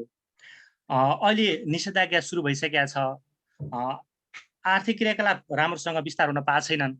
यस्तो बेलामा पनि तपाईँहरूबाट चाहिँ लगभग 7.5 खर्बको कर्जा विस्तार भएको भर्खरै तथ्याङ्क प्राप्त भयो। यस्तो बेलामा तपाईँको कर्जा चाहिँ विशेष गरी कतातिर चाहिँ केन्द्रित छ यो बताइदिनुहोस्। सबैजनालाई नमस्कार। अब कर्जा चाहिँ अब हामीले हेऱ्यौँ असारदेखि चैतसम्म भन्दा अघि गुणाकर सरको प्रेजेन्टेसनमा धेरै चिजहरू आइसकेका छ होइन। सरले 8 महिनाको डेटाहरू प्रस्तुत गर्नुभएको थियो। म 9 महिनाको डेटा पनि अवेलेबल भइसकेका कन्टेक्स्टमा 9 महिनाको डेटा पनि मैले प्रस्तुत गर्न चाहेँ। 668 अरबको चाहिँ कर्जा प्रभाव भएको छ। यो चाहिँ टोटल कर्जा हो, तर सेक्टरको हिसाबले चाहिँ कुन कुन सेक्टरमा कति गयो भन्दाखेरि चाहिँ त्यो चाहिँ 8 महिनाको डेटा मात्रै हामीसँग अवेलेबल छ। म के निवेदन गर्न चाहन्छु भने अब व्यवसायी साथीहरूले चाहिँ जुन बेलामा यो कोभिडको इम्प्याक्ट भइराखेको थियो त्यो बेलामा चाहिँ केही मागहरू राख्नु भएको थियो। उहाँहरूलाई हामीलाई अब थप कर्जाको आवश्यकता पर्छ, त्यो कर्जा चाहिँ ब्याङ्कले उपलब्ध गराइदिनु पर्छ। अनि यो बेलामा चाहिँ हाम्रो इन्कमको सोर्सेसहरू अथवा हाम्रो चाहिँ मार्जिनहरू चाहिँ न्यारो हुन्छ। त्यो कारणले गर्दा लो रेटमा यहाँले त सिङ्गल डिजिटमा चाहिँ इन्ट्रेस्टमा चाहिँ हामीलाई चाहिँ लोन प्रवाह गर्नुपर्छ भन्ने पनि उहाँहरूले आग्रह गर्नुभएको थियो। त्यसै गरी रिसोर्टिङ र रिस्ट्रक्चरिङको कुराहरू पनि गर्नुभएको थियो। जुन हामीले कर्जा प्रवाह गर्दाखेरिको अघि नै मैले भने हामीले असारदेखि अहिलेसम्म चाहिँ 23% को वृद्धि छ, तर 8 महिनाको मात्रै हेऱ्यौँ भने चाहिँ झन्डै 20% को हाराहारीको मात्रै वृद्धि छ। त्यो कन्टेक्स्टमा चाहिँ अब यहाँ कुराहरू चाहिँ आइराखेका हुन्छ। सायद सुधिलजीले पनि एउटा रेफर गर्न खोज्नुभयो होला, सेयर लोनमा अलिक बढी गयो कि भन्ने हिसाबले डेफिनेटली त्यो सेक्टरमा पनि गएको छ, तर अन्य सेक्टरमा पनि एकदमै राम्रोसँग कर्जा प्रभाव भएको देखिन्छ। जुन हाम्रो सबैभन्दा बढी चासो हुने गरेको एग्रिकल्चर सेक्टरमा कति वृद्धि भयो त्यो कन्टेक्स्टमा भन्दाखेरि हामीले 8 महिनाको तथ्याङ्क हेर्दा एकदमै राम्रो किसिमको ग्रोथ छ र 29% को ग्रोथ चाहिँ जुन हाम्रो एग्रिकल्चर सेक्टरमा देख्छौँ। अब सेयर लोन जुनमा अघि हाम्रो चाहिँ प्राइसहरू चाहिँ अहिले बबल भएको हो कि त्यो उनीहरूले एसेटमा भएको जुन यो प्राइसको चाहिँ बबलले गर्दाखेरि चाहिँ हाम्रो एसेटहरू स्ट्रेस्ड हुने हो कि भन्ने कुरा पनि गुणाकर सरले गर्नुभएको थियो। त्यो कन्टेक्स्टमा के निवेदन गर्न चाहन्छु भने जुन टोटल लोनहरू हाम्रो बढेको छ 8 महिनाको तथ्याङ्कमा चाहिँ 5.34% मात्रै सेयर लोनमा गएको छ र अलमोस्ट 95% चाहिँ अन्य किसिमको चाहिँ लोनहरूमा गएको छ र एग्रिकल्चरको केसमा 29% गएको छ, अन्य प्रोडक्टिभ सेक्टरहरूमा पनि गएको छ र यो चाहिँ सबै सेक्टरहरूमा गएको देख्छु। यो टुरिज्म सेक्टरकै पनि हामीले तथ्याङ्क हेऱ्यौँ भने यो बेलामा त टुरिज्म सेक्टरमा लोन गएन कि भन्ने पनि धेरै लाग्न सक्छ, त्यो पनि त्यस्तो छैन। हाराहारी जुन चाहिँ हाम्रो इन्डस्ट्रीको एभरेजमा चाहिँ जुन हाम्रो लोनको ग्रोथ भएको छ त्यो सेक्टरमा पनि हाम्रो कर्जा प्रभाव भइरहेछ र केही होटलहरू जुन अन्डर कन्स्ट्रक्सन थिए त्यो सेक्टरमा पनि फाइनान्सिङ भएको देखिन्छ। इनर्जी जुन हामी प्रायोरिटी सेक्टर भन्छौँ त्यो सेक्टरमा पनि कर्जा प्रभाव भएको छ। सबै सेक्टरमा कर्जा प्रभाव भएको छ र जुन मार्जिन लेन्डिङ सेयर लोनमा चाहिँ अलिक बढी गयो कि भन्ने कुरामा पनि पहिलाको भन्दा ग्रोथ रेटको हिसाबले डेफिनेटली हायर साइडमा छ, तर टोटल जुन कर्जा प्रभाव भएकोमा चाहिँ त्यो 5.34% मात्रै देखिन्छ। सुधिलजी शङ्कर सरसँग जोडिन चाहे म अलिकति यसमा चाहिँ जस्तो मार्जिन लेन्डिङ चाहिँ राष्ट्र ब्याङ्कको आँकडा हेर्ने हो भने 61.5%ले चाहिँ सेयर कर्जा बढेको भनेर आयो। यसले चाहिँ यस्तो बढ्दै गएको सेयर कर्जाका कारणले अर्थतन्त्रमा कुनै किसिमको अथवा वित्तीय क्षेत्रमा कुनै किसिमको चुनौती निम्त्याउन सक्ने हुन्छ कि हुँदैन त्यो बताइदिनुहोस्। अब अहिले सरस्वती कुरा गर्दाखेरि वास्तवमा यो गभर्मेन्टको मान्छेहरूले 3-4वटा कुराहरू गर्छन् यो ब्याङ्किङ सेक्टरसँग रिलेटेड। अब एउटा चाहिँ त पोहोरको मोनिटरी पोलिसीले एकदमै राम्रो काम गर्यो, सकलाई एब्जर्भ गर्नलाई निकै सहयोग गर्यो र अघि हाम्रो डाक्टर भट्टले भन्नुभएको जस्तो अब यही किसिमको कार्यक्रमहरू नेक्स्ट मोनिटरी पोलिसीमा ल्याउन सकिन्छ कि सकिँदैन भन्ने कुराहरू रिस्क त आफ्नो ठाउँमा छँदैछ, तर त्यो बाहेक यसले अलिकति सेयर मार्केटमा अलिक बढी बबल ल्यायो कि भनेर अघि बबल भन्ने शब्द पनि निस्केको थियो होइन, ल्यायो कि भन्ने एउटा शङ्का पनि छ। र त्योदेखि बाहेक सेयर मार्केटभित्र अरू पनि कुराहरू छन्, जस्तो अब मलाई लाग्छ इन्साइडर ट्रेडिङको कुराहरू होला होइन, इत्यादि कुराहरू पनि होला। यी सबैले गर्दाखेरि अहिले अलिकति सेयर मार्केटप्रति बढी रेगुलेटरी मेकानिजमको चाहिँ ध्यान जानुपर्ने कुराहरू र यदि यसले बबल ल्याएको हो अहिलेको अवस्थामा भने मलाई लाग्छ त्यसलाई चाहिँ राष्ट्र ब्याङ्कले पनि अलिकति हेर्नुपर्ने आवश्यकता छ जस्तो मलाई लाग्छ। र त्योदेखि बाहेक अर्को दुईटा कुराहरू पनि आइरहेछ। एउटा चाहिँ अघि सब्सिडीको कुरा त भइ नै हाल्यो। अब 13 अर्ब जति बढीको सब्सिडीको कुराहरू गर्दाखेरि यो कहाँ गइरहेछ होइन भन्ने कुराहरू एकदमै यो क्वेसन आजको मात्रै होइन पहिलादेखिकै क्वेसनहरू हो र त्यो भन्दा अर्को दुईटा चर्चा भइरहेको देखिएको चाहिँ के हो भने अब पोहोर साल पनि यो कुराहरू निकै चर्चित थियो। यसले गर्दाखेरि यो एनपिए कति बढ्न सक्ला, किनभने मोनिटरी पोलिसी त अलिकति एक्सपेन्सनरी नै आयो, सबैले भनेको कुरा पनि त्यही हो र यसले एनपिएलाई कति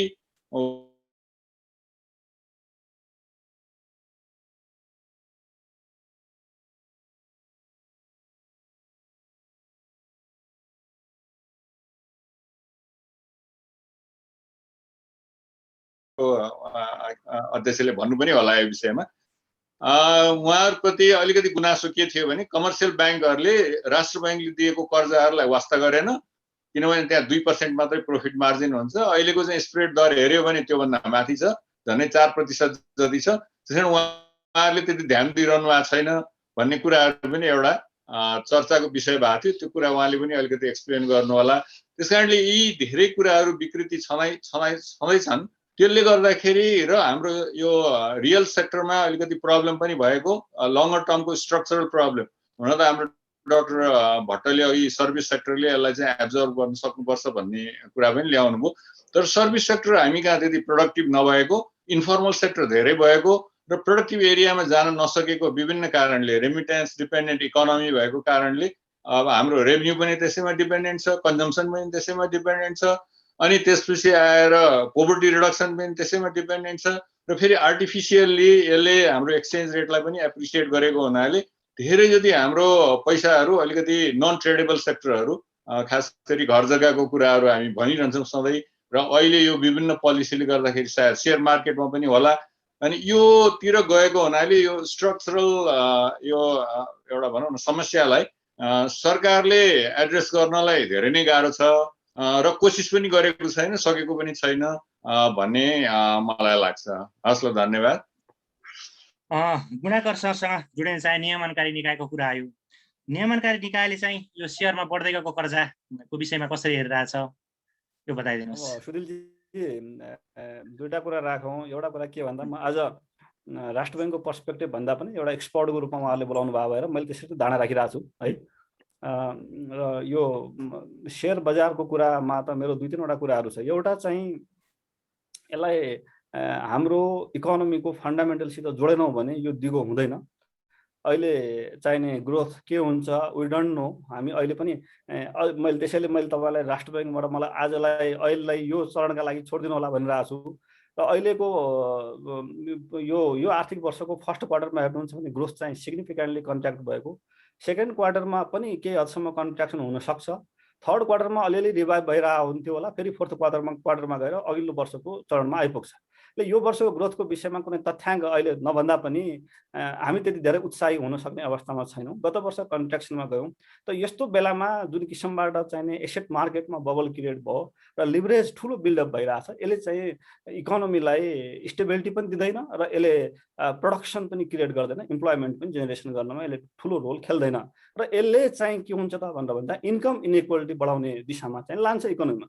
केही मान्छेहरूको रिसोर्स चाहिँ फेरि बढ्ने, केही मान्छेहरूको हातमा चाहिँ फाइनेन्सियल रिसोर्सेस बढ्ने र अल्टिमेटली गएर त्यसले फिजिकल रिसोर्सेस पनि बढाउने र भोलि गएर इकोनोमीमा त्यसको रेमिफिकेसन के पनि हुनसक्छ त भनेर भन्दा इन्टरनेसनल ट्राभल खोल्ने बित्तिकै फेरि मान्छेहरू सिङ्गापुर, थाइल्यान्ड, मलेसिया अथवा चाहिँ अरू मुलुकहरू त्यही पैसामा घुम्ने र यता चाहिँ ब्यालेन्स अफ पेमेन्टसँग पनि दबाब उत्पन्न हुन सक्छ।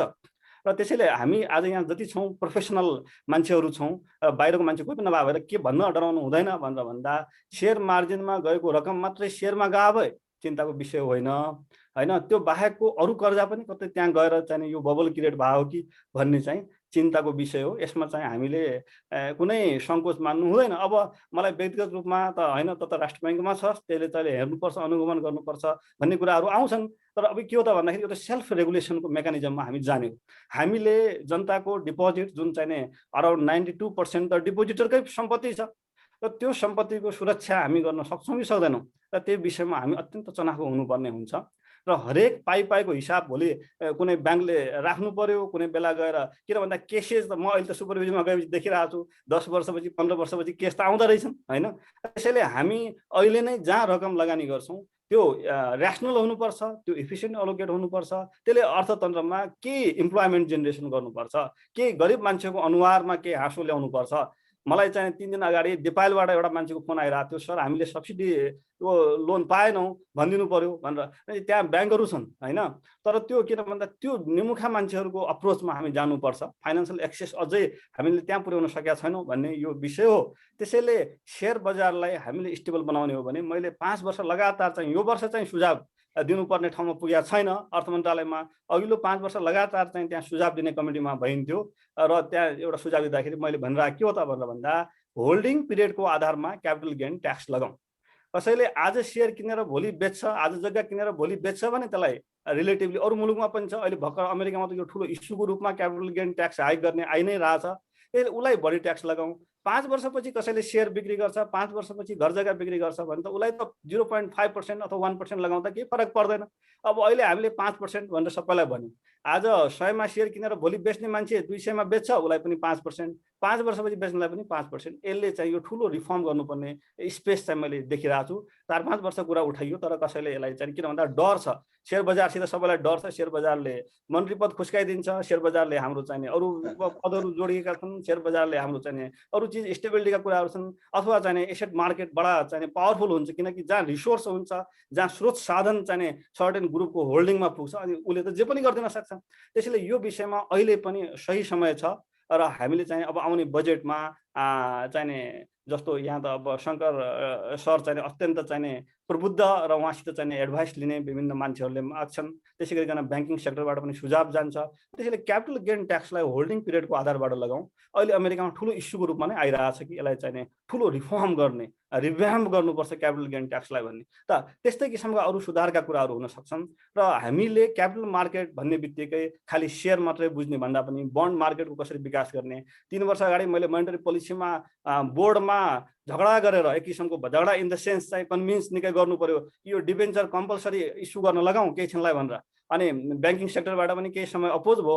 अहिले चाहिँ स्पोन्टेनियसली ब्याङ्किङ सेक्टरले डिबेन्चर इस्यु गरिरहेको छ। मलाई साह्रै खुसी लाग्छ। कहिलेकाहीँ के भन्दा कुनै चिज पढेको कुराहरू त्यहाँ ट्रिगर गर्न पाएपछि त्यसले चाहिँ खुसी दिँदो रहेछ। 2007मा मैले विलियम्स कलेजमा पढ्दाखेरि हामीलाई पढाउने चाहिँ वर्ल्ड ब्याङ्कको प्रोफेसर हुनुहुन्थ्यो। उहाँले चाहिँ यो डिबेन्चर मार्केट विकास गर्नका लागि एसेट जानुपर्छ भन्नुहुन्थ्यो। त्यो कुरो 2 वर्ष अगाडि मोनेटरी पोलिसीमा ल्याउन पाइयो। अहिले त बजारले आफै चाहिँ स्पोन्टेनियसली त्यो डिबेन्चर इस्यु गरिरहेछ।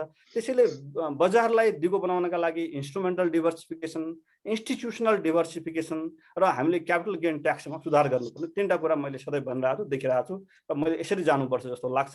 त्यसैले यी मेरा चाहिँ आजका प्रोफेसनल हिसाबबाट भएका भ्यू हुन् है त। शङ्कर सर, गुणाकर सरले भने जस्तै क्यापिटल गेन ट्याक्समा रिफर्म गर्नुपर्ने अवस्था हो सेयर कर्जामा? हजुर अहिले सुनिरहेको छैन। हजुर, यो गुणाकर सरले जसरी भन्नुभयो नि क्यापिटल गेन ट्याक्समा रिफर्म गर्नुपर्ने सेयर कर्जामा भनेर भन्नुभयो नि, तपाईँलाई के लाग्छ यो आवश्यकता हो अबको?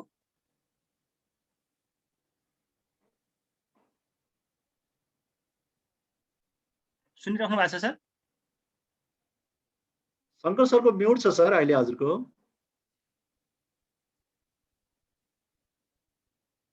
म्युट छ, म्युट छ। शङ्कर सर सुनिराख्नु भएको छ? रिपिट गर्नुहोस् अब उहाँले। शङ्कर सर सुनिराख्नु भएको छ? अर्कोमा जाउँ। ठिक छ, त्यो विषयमा पछि आउँला। अब अघि खराब कर्जाको विषयमा कुरा उठाएको थियो। भुवन सरसँग म आउन चाहेँ। हजुर, खराब कर्जा तपाईँले पठाएको उपलब्ध गराएको तथ्याङ्क हेर्ने हो भने औसतमा हेर्ने हो भने गत वर्षभन्दा घटेको छ। अब यस्तो महामारीका समयमा पनि खराब कर्जा चाहिँ कसरी घट्यो यो बताइदिनुहोस्। धन्यवाद सुधीरजी। यसमा हामीलाई केही शङ्कै मान्नु पर्दैन कि यो अहिले कोभिडको कारणले केही सेक्टरहरूमा त धेरै नै इम्प्याक्ट भएको छ र अहिले पनि फुल्ली अपरेसनमा छैनन् भनेर सेक्टर वाइज नै गुणाकर सरले प्रेजेन्टेसन गरि नै सक्नु भएको छ हैन। त्यो कारणले गर्दा हामी के क्लियर हौँ भने जुन हाम्रो चाहिँ चैत 2076 भन्दा अहिले चैत 2077 मा आउँदा एनपी बढ्नुपर्ने, तर सर हेर्दाखेरि उस्तै उस्तै फिगरहरू देखिरहेछौँ। यो किन भयो भन्दाखेरि एउटा कारण चाहिँ हामीले राष्ट्र ब्याङ्कले चाहिँ जुन हार्डेस्ट हिट सेक्टर र मिडियम हिट सेक्टरलाई चाहिँ रिस्टोरिङ र रिस्ट्रक्चरिङ गर्ने जुन अप्सन्सहरू दिनुभएको थियो, त्यो कारणले गर्दा जुन इम्प्याक्टेड सेक्टरहरू थिए त्यहाँको लोनहरू चाहिँ रिस्टोर्ड र रिस्ट्रक्चर्ड भएका छन्। यी कारणले गर्दा त्यो त एनपिएमा रिफ्लेक्सन भएन, त्यसलाई चाहिँ पास लोनकै हिसाबले चाहिँ भएको कारणले त्यो देखिएन। तर कुनै कुनै अब मैले राष्ट्र ब्याङ्कको तथ्याङ्क एनबीकै तथ्याङ्क पनि हेरिरहेको थिएँ। मलाई आफूलाई पनि के रमाइलो लागिरहेछ भने एनपिए नबढ्ने भनेपछि रिस्टोरिङ र रिस्ट्रक्चरिङ अकाउन्ट चाहिँ बढ्यो, त्यो हुँदाखेरि ठिकै भयो। किनभने जुन इम्प्याक्टेड थियो त्यसलाई हामीले 5%, अहिले त 5% भयो, त्यो बेलामा 10% को चाहिँ कुरा थियो पुसमा, अहिले चैतमा 5% आइ नै सकेको थियो। 5% ब्याज तिरेर रिस्टोर्ड भए ती अकाउन्टहरू रिस्ट्रक्चर्ड भए, एनपिएमा देखिएन। तर रिस्टोर्ड रिस्ट्रक्चरिङ पनि नहुने अनि एनपिए पनि नबढ्ने चाहिँ यो इन्ट्रेस्टिङ चिज छ। त्यसको लागि चाहिँ मलाई लाग्छ राष्ट्र ब्याङ्कले अध्ययन गरिरहेछ। आज गुणाकर सर भलै एक्सपर्टको रूपमा आउनु भएको छ, तर सुपरभिजन डिपार्टमेन्ट हेडको हिसाबले सम्भवतः राष्ट्र ब्याङ्कले अध्ययन गरिराखेको होला। त्यो मलाई पनि इन्ट्रेस्टिङ लागेको फिगर हो। एनपिए नबढ्यो भने रिस्ट्रक्चर बढ्नु पर्यो, तर दुइटै कुनै ब्याङ्कको बढेन भने चाहिँ त्यो ब्याङ्कलाई चाहिँ हामीले एक्स्ट्रा अर्डिनरी ब्याङ्क भनेर चाहिँ सम्मान गर्नुपर्ने हुनसक्छ। त्यो सेक्टरमा लोनै थिएन भने इट्स अ डिफ्रेन्ट इस्यु। तर ओभरअल सबै ब्याङ्किङको चाहिँ हामी हेर्दाखेरि कुनै ब्याङ्कहरू अपवाद बाहेक सबैको चाहिँ टुरिज्ममा पनि एक्सपोजरहरू थियो, जुन सेक्टर चाहिँ हाइली इम्प्याक्टेड छ। एजुकेसन सेक्टरमा पनि इम्प्याक्टेड थियो र ती ब्याङ्कहरूमा रिस्ट्रक्चर अकाउन्ट पनि देखिएन भन्दाखेरि चाहिँ अलिकति रमाइलो लाग्ने विषय छ। उहाँले राम्रो रिकभर गर्नुभयो भने म भन्न सक्दिनँ, नभए कता कता त्यो चाहिँ अलिकति असुहाउँदो जस्तो चाहिँ लाग्छ नै। गुणाकर सर, यो चाहिँ के हुनसक्छ, यो चाहिँ जस्तो एनपिए चाहिँ हाई नहुने, रिस्ट्रक्चर रिस्टुडेन्ट पनि खासै ठुलो मात्रामा नहुने, यसभित्रको कज चाहिँ तपाईँले के पत्ता लगाउनु भएको छ? अध्ययन त गरिराख्नु भएको होला। अहिले यो दिइसक्नुभयो कम्प्रिहेन्सको एउटा चाहिँ सुविधाले गर्दाखेरि के चाहिँ सप्रेस भए हुनसक्छ, ट्रु एन्ड फेयर पिक्चर हुन केही समय लाग्न सक्छ। अब मैले त्यसैले अघि मेरो प्रेजेन्टेसनमा पनि इन्डिकेट के गरेको थियो भने हामीसित अब लिमिटेड आर्सनल छ। हुन त अब पैसा जति छाप्ने पनि हुन्छ भन्दाखेरि त केही फरक पर्दैन, तर चाहिँ हामी एउटा डिसिप्लिनमा बस्नुपर्ने बजेटमा आउन सक्छ। त्यो हुँदाखेरि अर्को वर्ष चाहिँ फेरि यही पिक्चर एज इट नरहन सक्छ। त्यसैले यो फर्बेरेन्स अब यो स्वाभाविक हो। अस्तिको बेलामा अर्थतन्त्रमा कन्फिडेन्स दिनका लागि हामीले ती कुराहरू ल्याउनु पर्ने थियो। त्यो मेजर्स तदनुरूप चाहिँ रिस्ट्रक्चरिङ, रिस्केड्युलिङका फेसिलिटिज हामीले ल्यायौँ। अब चाहिँ कसरी जाने भन्ने चाहिँ चुनौती छ। अब शङ्कर सर अघि कुराकानी गर्दा गर्दै बिचमा जानुभयो। के सुन्नु खोजेको शङ्कर सरलाई चाहिँ, जस्तो गुणाकर सरले चाहिँ क्यापिटल गेन ट्याक्समा रिफर्म गर्नुपर्ने भन्ने कुरा उठाउनु भएको थियो। त्यो आवश्यकता हो अहिले के तपाईँलाई जस्तो लाग्छ? हाम्रो चाहिँ सेयर कर्जामा क्यापिटल गेन ट्याक्सलाई रिफर्म गर्नुपर्ने अवस्थाहरू के हो? अब यो इन्भेस्टमेन्ट भनेको बेसिकली मिडियम टु लङ्गर टर्मलाई हामीले इन्करेज गर्ने हो हैन। अब यो तुरुन्त किन्ने बेच्ने भनेको तुरुन्त गेन त होला, उहाँले अघि त्यसको बारेमा अलिकति एक्सप्लेन गरि नै सक्नुभयो। र मलाई लाग्छ जग्गामा त अहिले पनि ती केही प्रावधानहरू अहिले पनि छ जस्तो मलाई लाग्छ सरकारले राखेको छ। किनभने केही समयसम्म बिक्री गरेको प्यारेन्टल प्रपर्टीहरू छ भने क्यापिटल गेन ट्याक्स एकदमै कम लाग्छ। र मलाई लाग्छ शेयर बजारहरूमा पनि यो कुराहरू लागू गरिरह्यो भने मान्छेहरूले अलिकति लङ्गर टर्म मिडियम टर्मको कुराहरूको इन्भेस्टमेन्टमा बढी जोड दिने, त्यसले गर्दाखेरि अलिकति स्टेबिलिटी पनि हुने र दोस्रो कुरो कम्पनीहरूलाई पनि फ्युचरको इन्भेस्टमेन्टको बारेमा अलिकति उनीहरूलाई सेक्युरिटी हुने, रिस्क कम हुने कुराहरू हुन सक्ने हुनाले मलाई लाग्छ त्यो कुरा ठिकै हो भन्ने मलाई लाग्छ। हुन त उहाँले मलाई अघि भनिसक्नुभयो, हामीले दिँदाखेरि अब यो कुरा हालेको थिएन, अब नेक्स्ट टाइम मौका पर्यो भने यो कुरा पनि मैले हाल्नेछु। हस्, धन्यवाद। तपाईसँगै फेरि अब एउटा आर्थिक वृद्धिको कुरा जोड्न चाहे। सरकारले 4% आर्थिक वृद्धि भनेर भनेको छ, यो चाहिँ सम्भव छ कि छैन? तपाईँबाट सुरुवात गर्न चाहे, त्यसपछि अन्य पनि पुग्नेछु। अब यो त सम्भव छैन। किन छैन भने तथ्याङ्क विभागले अथवा सरकारले जहिले पनि एउटा गल्ती किन गर्छ भने अब सरकार जहिले पनि अप्टिमिस्टिक, पोजिटिभ र खास गरी मै पनि भन्छु 1 महिना अगाडि अर्थ मन्त्रालयमा छलफल हुँदाखेरि सबैको फोकस रिकभरीमा थियो। किनभने अब हामीले चाहिँ कोभिड यसरी फर्केर आउँदैन होला, त्यसकारण हामी यसपालि जसरी भए पनि रिकभरीमा फोकस गर्नुपर्छ भन्ने कुराहरू थियो। र फेरि सेकेन्ड टाइममा अर्थ मन्त्रालयमा छलफल हुँदाखेरि यो कुराहरू चेन्ज भएर अब हेल्थको इन्फ्रास्ट्रक्चर, हेल्थ इक्विपमेन्ट र अब रिकभरीलाई हामी कसरी ब्यालेन्स गरेर लाने, कहिलेदेखि रिकभरीको काम सुरु होला भन्ने कुराहरू चर्चा भइरहेको हुनाले मलाई लाग्छ यो तथ्याङ्क विभागले जुन एजम्सन गर्यो त्यो नै गलत छ।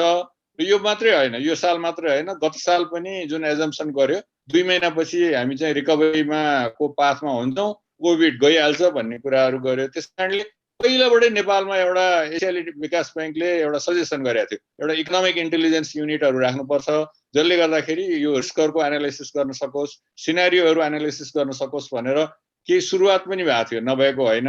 तर त्यो पछि टर्मिनेट भयो। अब सिङ्गापुर जस्तो ठाउँहरूमा चाहिँ 3तिरको उनीहरूले एनालाइसिसहरू लिन्छ, एउटा इन्टरनेसनल सेक्टरको, एउटा उनीहरूको सरकारी सेक्टरको र तेस्रो चाहिँ एकाडेमिक सेक्टरको पनि लिन्छ उनीहरूले इकोनोमेट्रिक एनालाइसिसहरू। अनि त्यसको आधारमा उनीहरूले रिस्क एनालाइसिस प्रोजेक्सनहरू गर्छ। हामी कहाँ चाहिँ त्यो चलन छैन। अब अहिले विश्व ब्याङ्कले पनि हामीलाई तथ्याङ्क विभागबाटै लिने हो, एसियाली विकास ब्याङ्कबाट पनि तथ्याङ्क विभागले लिने हो। तर उनीहरूको आफ्नै मोडलिङ चाहिँ छ, नभएको होइन। इन्टरनल पर्पस र पछि प्रोजेक्सनको लागि उनीहरूले प्रयोग गर्छ तर धेरै जति डेटा सिरियसली लिन्छ यसलाई हामी चेन्ज गर्नुपर्छ। गुणाकर सर तपाईँ पनि रिसर्च डिपार्टमेन्टमा लामो समयसम्म बस्नुभयो, भर्खर मात्रै अर्को डिपार्टमेन्टमा जानुभएको छ। तपाईँलाई चाहिँ यो सिबिएसले गरेको जुन आकलन छ नि कति तथ्यगत लाग्छ? यो 9 महिनाको तथ्याङ्कमा आधारित हो। अब अहिले यो जुन 3 महिनाको यो अनफोर्सिन सिचुएसन डेभलप भइरहेछ यो कुरा त्यहाँ चाहिँ पक्कै पर्याप्त छैन। लास्ट इयर पनि त्यही भएको थियो र त्यो गर्न पनि सकिँदैन। त्यसैले अब सिबिएसको आकलन उसको आफ्नो ठाउँमा त उसले चाहिँ भएका अवेलेबल इन्फर्मेसनको आधारबाट वेल इन्फर्म्ड हिसाबबाट जजमेन्ट दिने हो र त्यो कुरा त्यहाँ आछ। अब 4% हासिल हुन्छ हुँदैन भन्ने कुरा त मैले तपाईँलाई अलिकति चाहिँ इङ्गित अघि गरेँ होइन। अहिलेको सिचुएसन हेर्दाखेरि चुनौती थपिएको छ र हामी फेरि स्ट्याग्नेन्ट ग्रोथमै बस्नुपर्छ कि जस्तो देखिन्छ। भुवन सरको चाहिँ यसमा के धारणा छ सर? अलिकति सर अब यसमा केही डिफ्रेन्ट मेरो धारणा छैन, किनभने अब प्लानिङ कमिसनको भाइस चेयरम्यान भइसक्नु भएको मान्छे र रिसर्च डिपार्टमेन्ट एक्जिक्युटिभ डिरेक्टर भइसक्नु भएको र यही विषयको चाहिँ अध्ययन गर्नुभएको दुईजना एक्सपर्टहरूले बोलिसक्नु भएको छ। उहाँहरूको विचारभन्दा मेरो भिन्न मत छैन यसमा सुधीरजी। अब इकोनोमीमा जुन हामीले अप्टिमिस्टिक हिसाबले जुन प्रोजेक्सन गरेका छौँ र अहिले जुन कोभिडको कारणले लकडाउन प्रोहिबिटरी अर्डरहरू इस्यु गर्नु परेको कन्टेक्समा त्यो एकदम च्यालेन्जिङ र धेरै धेरै अप्टिमिस्टिक जस्तो लाग्छ मलाई पनि। तपाईँसँगै अब अर्को एउटा प्रश्न जोड्न चाहे, जस्तो महामारीका बिचमा पनि तपाईँको नाफा चाहिँ राम्रै बढेको छ होइन? अनि जस्तो के अहिले पनि व्यवसायहरूले चाहिँ सहजै रूपमा ब्याज किस्ता बुझाउन सक्ने अवस्था छ? कसरी बुझाइरहेको छ? एउटा रमाइलो तथ्याङ्क यहाँलाई प्रस्तुत गर्न चाहन्छु। लास्ट इयर चैतमा ब्याङ्कहरूले लोन लस प्रोभिजन, त्यो बेलामा चाहिँ ओभरअल हाम्रो चाहिँ लोनको ग्रोथ चाहिँ 9 महिनामा 3 खरबको हाराहारी थियो। त्यो बेलामा ब्याङ्कहरूले चाहिँ लोन लस प्रोभिजन गरेका थिए 10 अरब 19 करोड रुपियाँ र महामारी फैलिँदै गएपछि त्यसको जुन इम्प्याक्ट भयो, इम्प्याक्टको कारणले असारमा हामीले धेरै नै प्रोभिजन गर्नु पर्यो। टोटल 27 वटा ब्याङ्कहरूले 19 अरब 16 करोड रुपियाँको चाहिँ प्रोभिजन गरेको थिए होइन। त्यो चिज चाहिँ अहिले घटेर राष्ट्र ब्याङ्कले जुन रिस्ट्रक्चरिङ गर्ने अप्सन्सहरू दियो र अहिले इकोनोमीको जुन अघि गुणाकर सरले तथ्याङ्क प्रस्तुत गरि नै सक्नु भएको छ। जुन रिभेन्यू नै हेरौँ न, गभर्मेन्टको रिभेन्यू लास्ट इयरको भन्दा अराउन्ड 5%ले 8 महिनामा चाहिँ ग्रोथ भएको छ। जबकि लास्ट इयरको 8 मन्थ्स भनेको नर्मल पिरियड थियो। अहिलेको 8 मन्थ्समा चाहिँ केही मन्थ्स मात्रै नर्मल पिरियड थियो र केही मन्थ्स चाहिँ एकदमै एबनर्मल पिरियड थियो। यस्तो बेलामा पनि गभर्मेन्टले चाहिँ revenue compare to last year same period 5% झन्डै 4.5% ग्रोथ थियो, अलमोस्ट 5% जुन ग्रोथ थियो भन्नाले इकोनोमी कुन दिशामा गइरहेको थियो भन्ने देखिन्छ। त्यसै गरी गुणाकर सरले अघि इम्पोर्ट र एक्सपोर्टको डेटा पनि प्रेजेन्टेसन गर्नु भएको छ। लास्ट इयरको नर्मल 8 मन्थ्स भर्सेस दिस मन्थको चाहिँ अब फ्लक्चुएटिङ होइन, केही मन्थ्स नर्मल केही मन्थ्स एबनर्मल भएको पिरियडमा पनि compare to last year same period import पनि ग्रोथ भएको, एक्सपोर्ट पनि ग्रोथ भएको र ब्याङ्कको कर्जा प्रभाव पनि त्यस्तो राम्रो भएको कारणले गर्दा यसपालि एकदमै रिकभरीको स्टेज राम्रो भयो। As a result of that last year हामीले चाहिँ जस्तै 19 अरब 16 करोड प्रोभिजन गरेका थियौँ, त्यो प्रोभिजनहरू चाहिँ राइट ब्याक हुन थालेको छ। त्यसले गर्दा मात्रै ब्याङ्कहरूको प्रफिट आफ्टर ट्याक्स चाहिँ बढेको हो। सुधीरजी म अर्को तथ्याङ्क प्रस्तुत गर्न चाहन्छु। यो बिचमा लास्ट इयर चैत भर्सेस अहिलेको चैतमा चाहिँ हामीले हेऱ्यौँ भने 25% को टोटल एसेट्स ब्याङ्कहरूको ग्रोथ भएको छ, जबकि ब्याङ्कहरूको सञ्चालन मुनाफा चाहिँ 0.12% मात्रै भएको छ। अब सञ्चालन मुनाफामा रमाइलो चिज के छ भने यो जुन हामीले सेयर लगानी गरेर अघि गुणाकर सरले पनि रिफर गरिराख्नु भएको थियो, शङ्कर सरले रिफर गरिरहनु भएको थियो। मेरो पनि डिफ्रेन्ट भ्यू छैन, मेरो पनि सिमिलर भ्यू छ त्यसमा। किनभने अलिकति धेरै कतिपय कम्पनीहरूको अब हामी मार्केटको बारेमा कमेन्ट गर्नुहुन्न भनिन्छ, रेगुलेटर त्यसलाई हेर्नु होला। त्यो सेयरको प्राइस भनेको कि करेन्ट चाहिँ पर्फर्मेन्स कि चाहिँ एक्सपेक्टेड पर्फर्मेन्स होइन, करेन्ट रिटर्न कि एक्सपेक्टेड रिटर्नको आधारमा नै हुने हो। त्यो हुनाले अलिक कतिपय कम्पनीहरूको ओभर भ्यालुड होला, कतिपय कम्पनीहरू अहिले पनि अन्डर भ्यालुड होला। त्यो अब इन्भेस्टरले हेरेर निर्णय गर्नु होला। अहिले ब्याङ्कहरूले राम्रो केही ब्याङ्कहरू जसले चाहिँ सेयर मार्केटमा लगानी थियो उहाँहरूको पहिला पनि र अहिले पनि लगानी गर्नुभयो, ती ब्याङ्कहरूले कमाएको चिज पनि अपरेटिङ प्रोफिटमा जोड्दाखेरि पनि 25% को एसेट ग्रोथ हुँदा 0.12% को मात्रै अपरेटिङ प्रोफिटको ग्रोथ छ।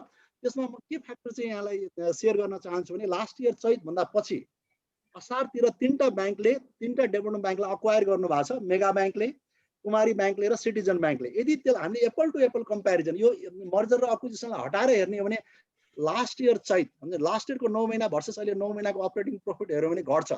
अब यो प्रोभिजन राइट ब्याक भएको कारणले हामीले अब हिस्टोरिकल ग्रोथ भएको छ यसपालि लोनको, यसको कारणले जुन स्ट्रेसहरू आउन सक्छ त्यसको बारेमा गुणाकर सरले पनि भनिहाल्नुभयो। मलाई पनि अलिअलि चिन्ता चाहिँ लागिरहेछ होइन। 668 अरबको हाम्रो लोन ग्रोथ भएको छ। राष्ट्र ब्याङ्कको नर्म्स अनुसार जाने हो भने बारिङ एक्सेप्सन कुनैमा अलिकति कम प्रोभिजन गर्ने अप्सन छ, नभए 1% चाहिँ पास लोनमा पनि हामीले प्रोभिजन गर्नुपर्छ। अब 668 अरब लोन बढ्दाखेरि 1% नै गर्दा पनि 668 करोड त 6 अरब 68 करोड गर्नुपर्ने ठाउँमा 9 महिनामा 1 अरब 21 करोड मात्रै भयो भन्नुको मतलब 5 अरब 47 करोड जति चाहिँ ब्याङ्कहरूको राइट ब्याक भएको छ। यदि राइट ब्याकलाई हटाउनु भयो भने प्रॉफिट आफ्टर ट्याक्स पनि नेगेटिभ जोनमा जान्छ। त्यो हुनाले यो जुन ब्याङ्कहरूले चाहिँ बढी प्रॉफिट कमाए भन्ने कुरो चाहिँ हामी सञ्चालन मुनाफासँग चाहिँ कम्पेयर गर्यौँ भने गलत हो। यो जुन प्रोभिजन राइट ब्याक भन्दा आफ्नै पैसा छुट्याएर राखेको थियो त्यो राइट ब्याक भएको मात्रै हो। अर्को तथ्याङ्क पनि म प्रस्तुत गर्न चाहन्छु।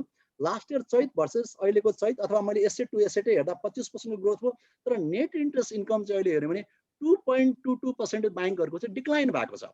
लास्ट इयर चैततिर ब्याङ्कहरूको इन्ट्रेस्ट स्प्रेड 5% को हाराहारीमा थियो, अहिले चाहिँ 3.7 को हाराहारीमा मात्रै छ। भनेपछि के भएको छ भन्दा ब्याङ्कहरूले लोन बढाउनको लागि चाहिँ अलि इन्ट्रेस्ट रेटमा धेरै कम्प्रोमाइजेसहरू गर्नुभएको छ। तर त्यो कम्प्रोमाइज गर्ने क्रममा आफ्नो स्प्रेडै खुम्चेको छ। फेरि डिपोजिटरलाई पनि मार परेको देखिँदैन। म सानो तथ्याङ्क प्रस्तुत गर्न चाहन्छु। अहिले इन्फ्लेसनको रेट 3% को हाराहारी छ होइन, त मलाई 4% अजुम गर्यो भने पनि ब्याङ्कहरूले फिक्स डिपोजिटको रेट अहिले पनि 6 देखि 8.5% को बिचमा दिइराख्नु भएको छ। भनेपछि रियल रेट डिपोजिटतिर पनि पोजिटिभ छ। लेन्डिङतिर हामी सिंगल डिजिटमा आइसक्यौँ, जुन 11-12% तिर हुन्थ्यो। भनेपछि यता डिपोजिटर पनि मर्नु भएको छैन, उता बरोरलाई पनि एकदम राम्रो बेनिफिट भएको छ। यसको कहाँ गयो भन्दा स्प्रेड चाहिँ ब्याङ्कहरूको 1% भन्दा बढीले खुम्चिएको छ।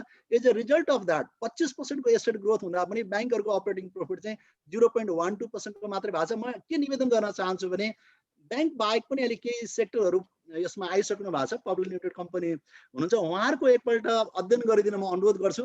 हाम्रो ब्याङ्कहरूको रिटर्न अन इक्विटी भन्दा त्यो सेक्टरको रिटर्न अन इक्विटी धेरै राम्रो देखिन्छ। अब हामी चाहिँ पब्लिक लिमिटेड कम्पनी भएको हुनाले हाम्रा सारा विवरण पब्लिकली आउँछ अनि यहाँले कमेन्ट पनि गर्न पाउनुहुन्छ। हाम्रो चाहिँ अब भनौँ न इक्विटीको भोल्युम नै ठुलो छ, त्यो कारणले गर्दा हाम्रो प्रॉफिट चाहिँ इन टर्म्स अफ भोल्युम धेरै देखियो होला, तर अपरेटिङ प्रॉफिट बढेको छैन। प्रॉफिट आफ्टर ट्याक्स बढेको पनि के हो भन्दा लोन लस प्रोभिजन गत वर्षको जुन छुट्याएर राखेको पैसा राइट ब्याक भएको र रिकभरी राम्रो भएको कारणले नै हो। जुन चाहिँ रेभेन्यूको डेटाले पनि एक्सपोर्ट इम्पोर्टको डेटा सबै डेटाले मलाई लाग्छ मैले भनेको तथ्याङ्कलाई सपोर्ट गर्छ जस्तो लाग्छ। सुधिरजी शङ्कर सर, जस्तो यसमा चाहिँ अहिले चाहिँ अब फेरि पहिलो लहर सकिन नपाउँदै भर्खरै पर्यटन क्षेत्र खुल्न थालेको थियो, स्कुल कलेज खुल्न थालेको थियो, फेरि दोस्रो लहर सुरु भइसक्यो। अब यसले चाहिँ वित्तीय क्षेत्रमा चाहिँ पार्ने जोखिम चाहिँ के होला, कति किसिमको जोखिम देख्नुहुन्छ? अब अघि मैले भनिहालेँ, सबभन्दा ठुलो जोखिम भनेको त त्यही सबैले आकलन गर्ने कुराहरू हो, एनपिए नै हो हैन। हुन त अब उयो अघि भनिसक्नुभयो हाम्रो एनबिएका अध्यक्षले कि राष्ट्र बैंकले पोहोर दिएको सहुलियतको कारण अहिले लोन लस प्रोभिजनहरूलाई हामीले प्रोफिटमा ल्याउन पायौँ, त्यसले चाहिँ बढायो भन्ने कुराहरू हो। अब यो कतिसम्म कन्टिन्यू होला, सबैको भएको छ कि छैन हैन, सबैले तिर्न सकेको छन् कि छैनन् भन्ने कुराहरू त अलिकति माइन्युटली केस बाई केस हेरेर जान सकिन्छ। अब यो फेरि ब्याङ्किङ सेक्टरमा हाम्रो नछिरेका अघि नै कुरा आयो, सहुलियत कर्जाहरू नपाएका ठुलो ग्रुप पनि छ हैन। यो त्यो ठुलो ग्रुप त्यहाँ हुँदाहुँदै सहुलियत कर्जामा एप्लिकेसन दिन नपाउने ग्रुप पनि एकदमै ठुलो छ। खास गरी एसएमइजहरू थुप्रै बन्द भएका कुराहरू छन्। त्यो बन्द भएका कुराहरूलाई हामीले चाहिँ कसरी एड्रेस गर्न सक्ने हो, अपरेटिङ क्यापिटल उनीहरूलाई कसरी दिने हो भन्ने कुराहरू यो त एकदमै चर्चामा मात्रै छ र खास गरी यसलाई चाहिँ कतैबाट एड्रेस हुन सकेको चाहिँ छैन। अनि दोस्रो कुरो चाहिँ अब समस्या चाहिँ त्यही छ।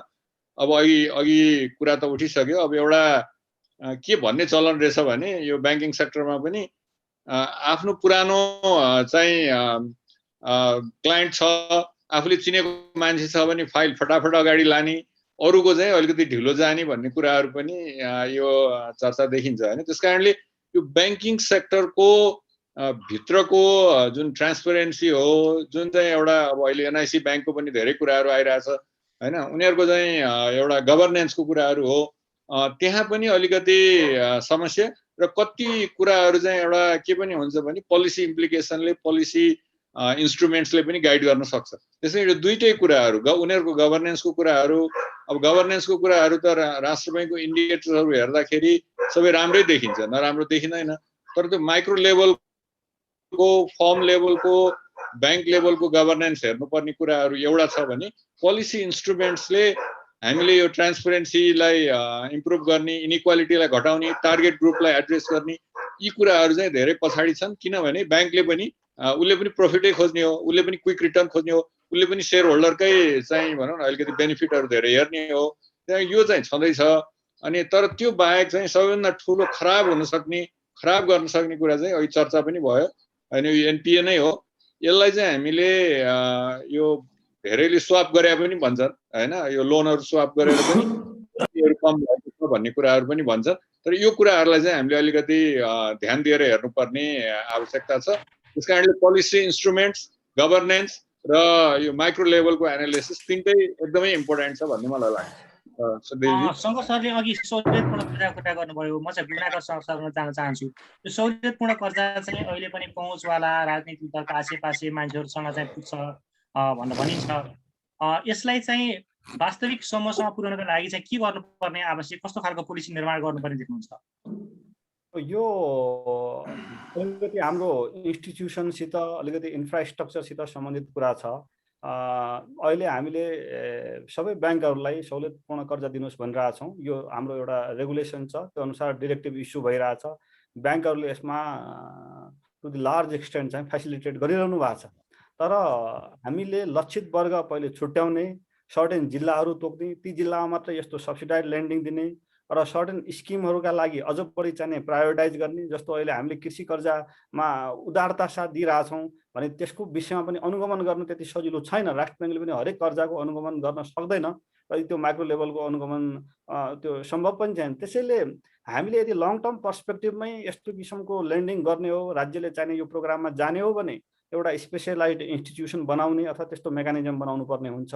अब अहिलेको मेकानिजममै ठुलो करेक्सन गर्नका लागि त्यति सजिलो चाहिँ छैन। एउटा के गर्न सकिन्छ त भन्दा अहिले जसरी हामीले ब्ल्याङ्केट दिइरहेछौँ 77वटै जिल्लामा जहाँ पनि दिन सक्छौँ, त्यसलाई चाहिने रिथिङ गरिकन हाई पोभर्टी इन्सिडेन्स भएका जिल्लाहरू अथवा चाहिने अब्सोल्युट पोभर्टीको चाहिँ प्रमाणपत्र पाएका परिवारहरू, त्यहाँ पनि केही डिस्टर्सन छ है भन्ने पनि छ। फेरि त्यो पोभर्टी प्रमाणपत्र लिने मान्छे शिक्षक भए भन्ने आएको थियो होइन, गाउँको शिक्षक। तर त्यो कुराहरू त हुन्छन्, एक्सेप्सन हुन्छन्। त्यसैले अलिकति बढी स्पेसिफिक र टार्गेटेड चाहिँ बनायौँ भने अहिलेको भन्दा केही फरक परिणाम यसले दिन सक्छ र हामीले जुन वर्ग जुन लक्षित ग्रुपसम्म पुर्याउन खोजिरहेछौँ त्यो गर्नुपर्ने हुन्छ। त्यसैले अहिले चाहिँ अब हामीले सबैलाई दिने अनि जस्तो कृषि कर्जाकै कुरा गर्नुहुन्छ भने तपाईँले उठाएका कुराहरू हामी कहाँ पनि आउँछन्, पहुँच भएकाले पाउने, अरूले नपाउने भन्ने यी कुराहरू आइरहन्छन्। त्यसैले यसलाई अझ बढी न्यारो डाउन गर्नुपर्ने हुन्छ टार्गेट ग्रुप। अहिले चाहिँ ब्ल्याङ्केट जस्तो भइरहेछ, किन भन्दा यो त राज्यले दिएको सब्सिडी हो। राज्यले सब्सिडी कहाँबाट दियो भन्दा तपाईँ हामीबाट ट्याक्स कलेक्सन गरेर अथवा अहिले सरकारले डेट रेज गर्छ, भविष्यको पिँढीले चाहिँ तिर्नुपर्ने हुन्छ। या त आज ट्याक्स बढाउनु पर्यो या त भोलिको पिँढीले जुन रिकार्डियन इक्विभ्यालेन्स इकोनोमिक्समा भन्छौँ त्यो भोलिको पिँढीले तिर्नुपर्छ, त्यो अहिले चाहिने रेज गरेको डेट। त्यसैले ती सब्सिडीहरू चाहिने हाम्रा लक्षित वर्गसम्म, लक्षित समुदायसम्म पुर्याउनका लागि अहिले भइरहेको ब्ल्याङ्केट स्किममा चाहिँ रिथिङ गर्नुपर्छ भन्ने मेरो एउटा चाहिँ व्यक्तिगत अनुभव र धारणा चाहिँ छ यसमा। भुवन सर, हजुर, अब यो कर्जा पुनर्तालिकरण पुनर्संरचना गर्ने चाहिँ राष्ट्र ब्याङ्कले गत वर्ष सुविधा दियो। अब फेरि दोस्रो महामारी आइसकेको छ, फेरि पनि सुविधा दिनुपर्ने अवस्था हो कि होइन, के भन्नुहुन्छ? सुधीरजी, त्यो प्रश्नको उत्तर दिनुभन्दा पहिला म यो विषय सम्बोधन गरौँ, किनभने अघि शङ्कर सरले पनि भन्नुभयो, गुणाकर सरले पनि यो जुन कन्सेसनल लोनको कुराहरू चाहिँ उठाउनु भयो। शङ्कर सरले चाहिँ अर्थ मन्त्रालयमा छलफल हुँदा ब्याङ्कहरूले चाहिँ यो सेक्टरमा जाँदै गएनन् भन्ने जुन गुनासोको कुरा गर्नु, म एउटा तथ्याङ्क प्रस्तुत गर्न चाहन्छु। यहाँ मसँग तथ्याङ्क छ। असार 2076मा यस्तो कर्जाहरू चाहिँ 18,295 वटा चाहिँ हामीले प्रवाह गरेका थियौँ होइन। त्यो 77 असारमा आएर 32,448 भयो र अहिले फागुन 2077 सालमा आउँदा 77,196 भने चाहिँ हामीले जुन पहिला अचिभ गरेका थियौँ त्यो चाहिँ 8 महिनामै त्योभन्दा बढी अचिभ गरिसक्यौँ। र म फिगरको पनि यहाँलाई सेयर गर्न चाहन्छु। 2075 असारमा हाम्रो 33 अरब थियो, सरी 2076 असारमा 33 अरब थियो, 77 असारमा त्यो 60 अरब पुग्यो र अहिले चाहिँ फागुनमा यो 77 फागुनमा 124 अरब पुगेको छ भने चाहिँ इन टर्म्स अफ भोल्युम पनि यो 8 महिनामा डबल भएको छ, इन टर्म्स अफ नम्बर पनि मोर देन डबल भएको छ। त्यो हुनाले ब्याङ्किङ सेक्टरले यो क्षेत्रमा कर्जा प्रवाह गरेन भन्ने कुरो चाहिँ सम्भवतः तथ्याङ्क अलिक कम, यसमा सुधार गर्नुपर्ने पक्ष छैन भनेर म भन्दिनँ। के सुधार गर्यो भने बढ्छ त्यो पनि मैले सेयर गर्न चाहन्छु। र तथ्याङ्क हेर्दाखेरि चाहिँ यसपालिको 8 महिनाको तथ्याङ्क चाहिँ एकदमै इन्करेजिङ छ in terms of number, in terms of volume. र यो अनि 124 अरब मध्ये पनि दुईटा सेक्टरमा चाहिँ सबैभन्दा बढी कृषिमा 88 अरब गएको देखिन्छ र महिला उद्यमीहरूलाई चाहिँ 33 अरब गएको देखिन्छ। दुईटा सेक्टरमा चाहिँ सबैभन्दा बढी गएको छ, अरू सेक्टरमा चाहिँ कम छ। त्यो हुनाले जुन हामीलाई जुन लागेको आरोप जस्तो देखिँदैन। तर अब कृषि क्षेत्रमा गएकोले कृषिको प्रोडक्टिभिटी कति बढायो, वुमेन एन्टरप्रेन्योरहरूलाई लगानी गऱ्यौँ, उहाँ त्यसको चाहिँ प्रोडक्टिभिटी कति भयो भन्ने कुरा चाहिँ वास्तवमा अध्ययन गर्नुपर्ने पनि छ। म आफै पनि त्यो कमिटीमा भावनाले अहिले राष्ट्र ब्याङ्कको एउटा सानो कमिटीले चाहिँ अध्ययन गरेको छ। त्यसपछि अब ठुलो लेभलमा चाहिँ अध्ययन गर्नुपर्छ भन्ने कुरा छ। जहाँसम्म अर्थ मन्त्रालयको जुन चार्ज छ त्यो चाहिँ तथ्याङ्कले प्रमाणित गर्दैन, अन्य किसिमको केही एक्सपेक्टेसन होला। जहाँसम्म भन्सुनको आधारमा मात्रै यो चाहिँ कर्जा गयो कि भन्ने कुरामा चाहिँ मेरा केही चिजहरू म सेयर गर्न चाहन्छु। म आफै पनि गाउँबाट आएको, गाउँमा चाहिँ अब महिनाको 5% सम्मको इन्ट्रेस्ट रेट हुन्थ्यो। 3% को पर मन्थ इन्ट्रेस्ट रेट अथवा per annum 36% interest rate is very common. अहिले हामीले कति पर्सेन्टमा चाहिँ कर्जा प्रवाह गर्ने भनेका छौँ भन्दा बेस रेट प्लस 2% भनेर भनेका छौँ। अब अहिले ब्याङ्कहरूको एभरेज बेस रेट अराउन्ड 7% होला भने चाहिँ 9% मा कर्जा प्रवाह गर्छौँ। 9 मा पनि 5% चाहिँ राज्यले चाहिँ अहिले चाहिँ हामीलाई कन्सेसन चाहिँ दिइरहेछ, इन्ट्रेस्टमा सब्सिडी दिइरहेछ। अझ महिला उद्यमीहरूको केसमा त 6% दिइरहेको छ। 9% - 6% म्हणजे जम्मा 3% मा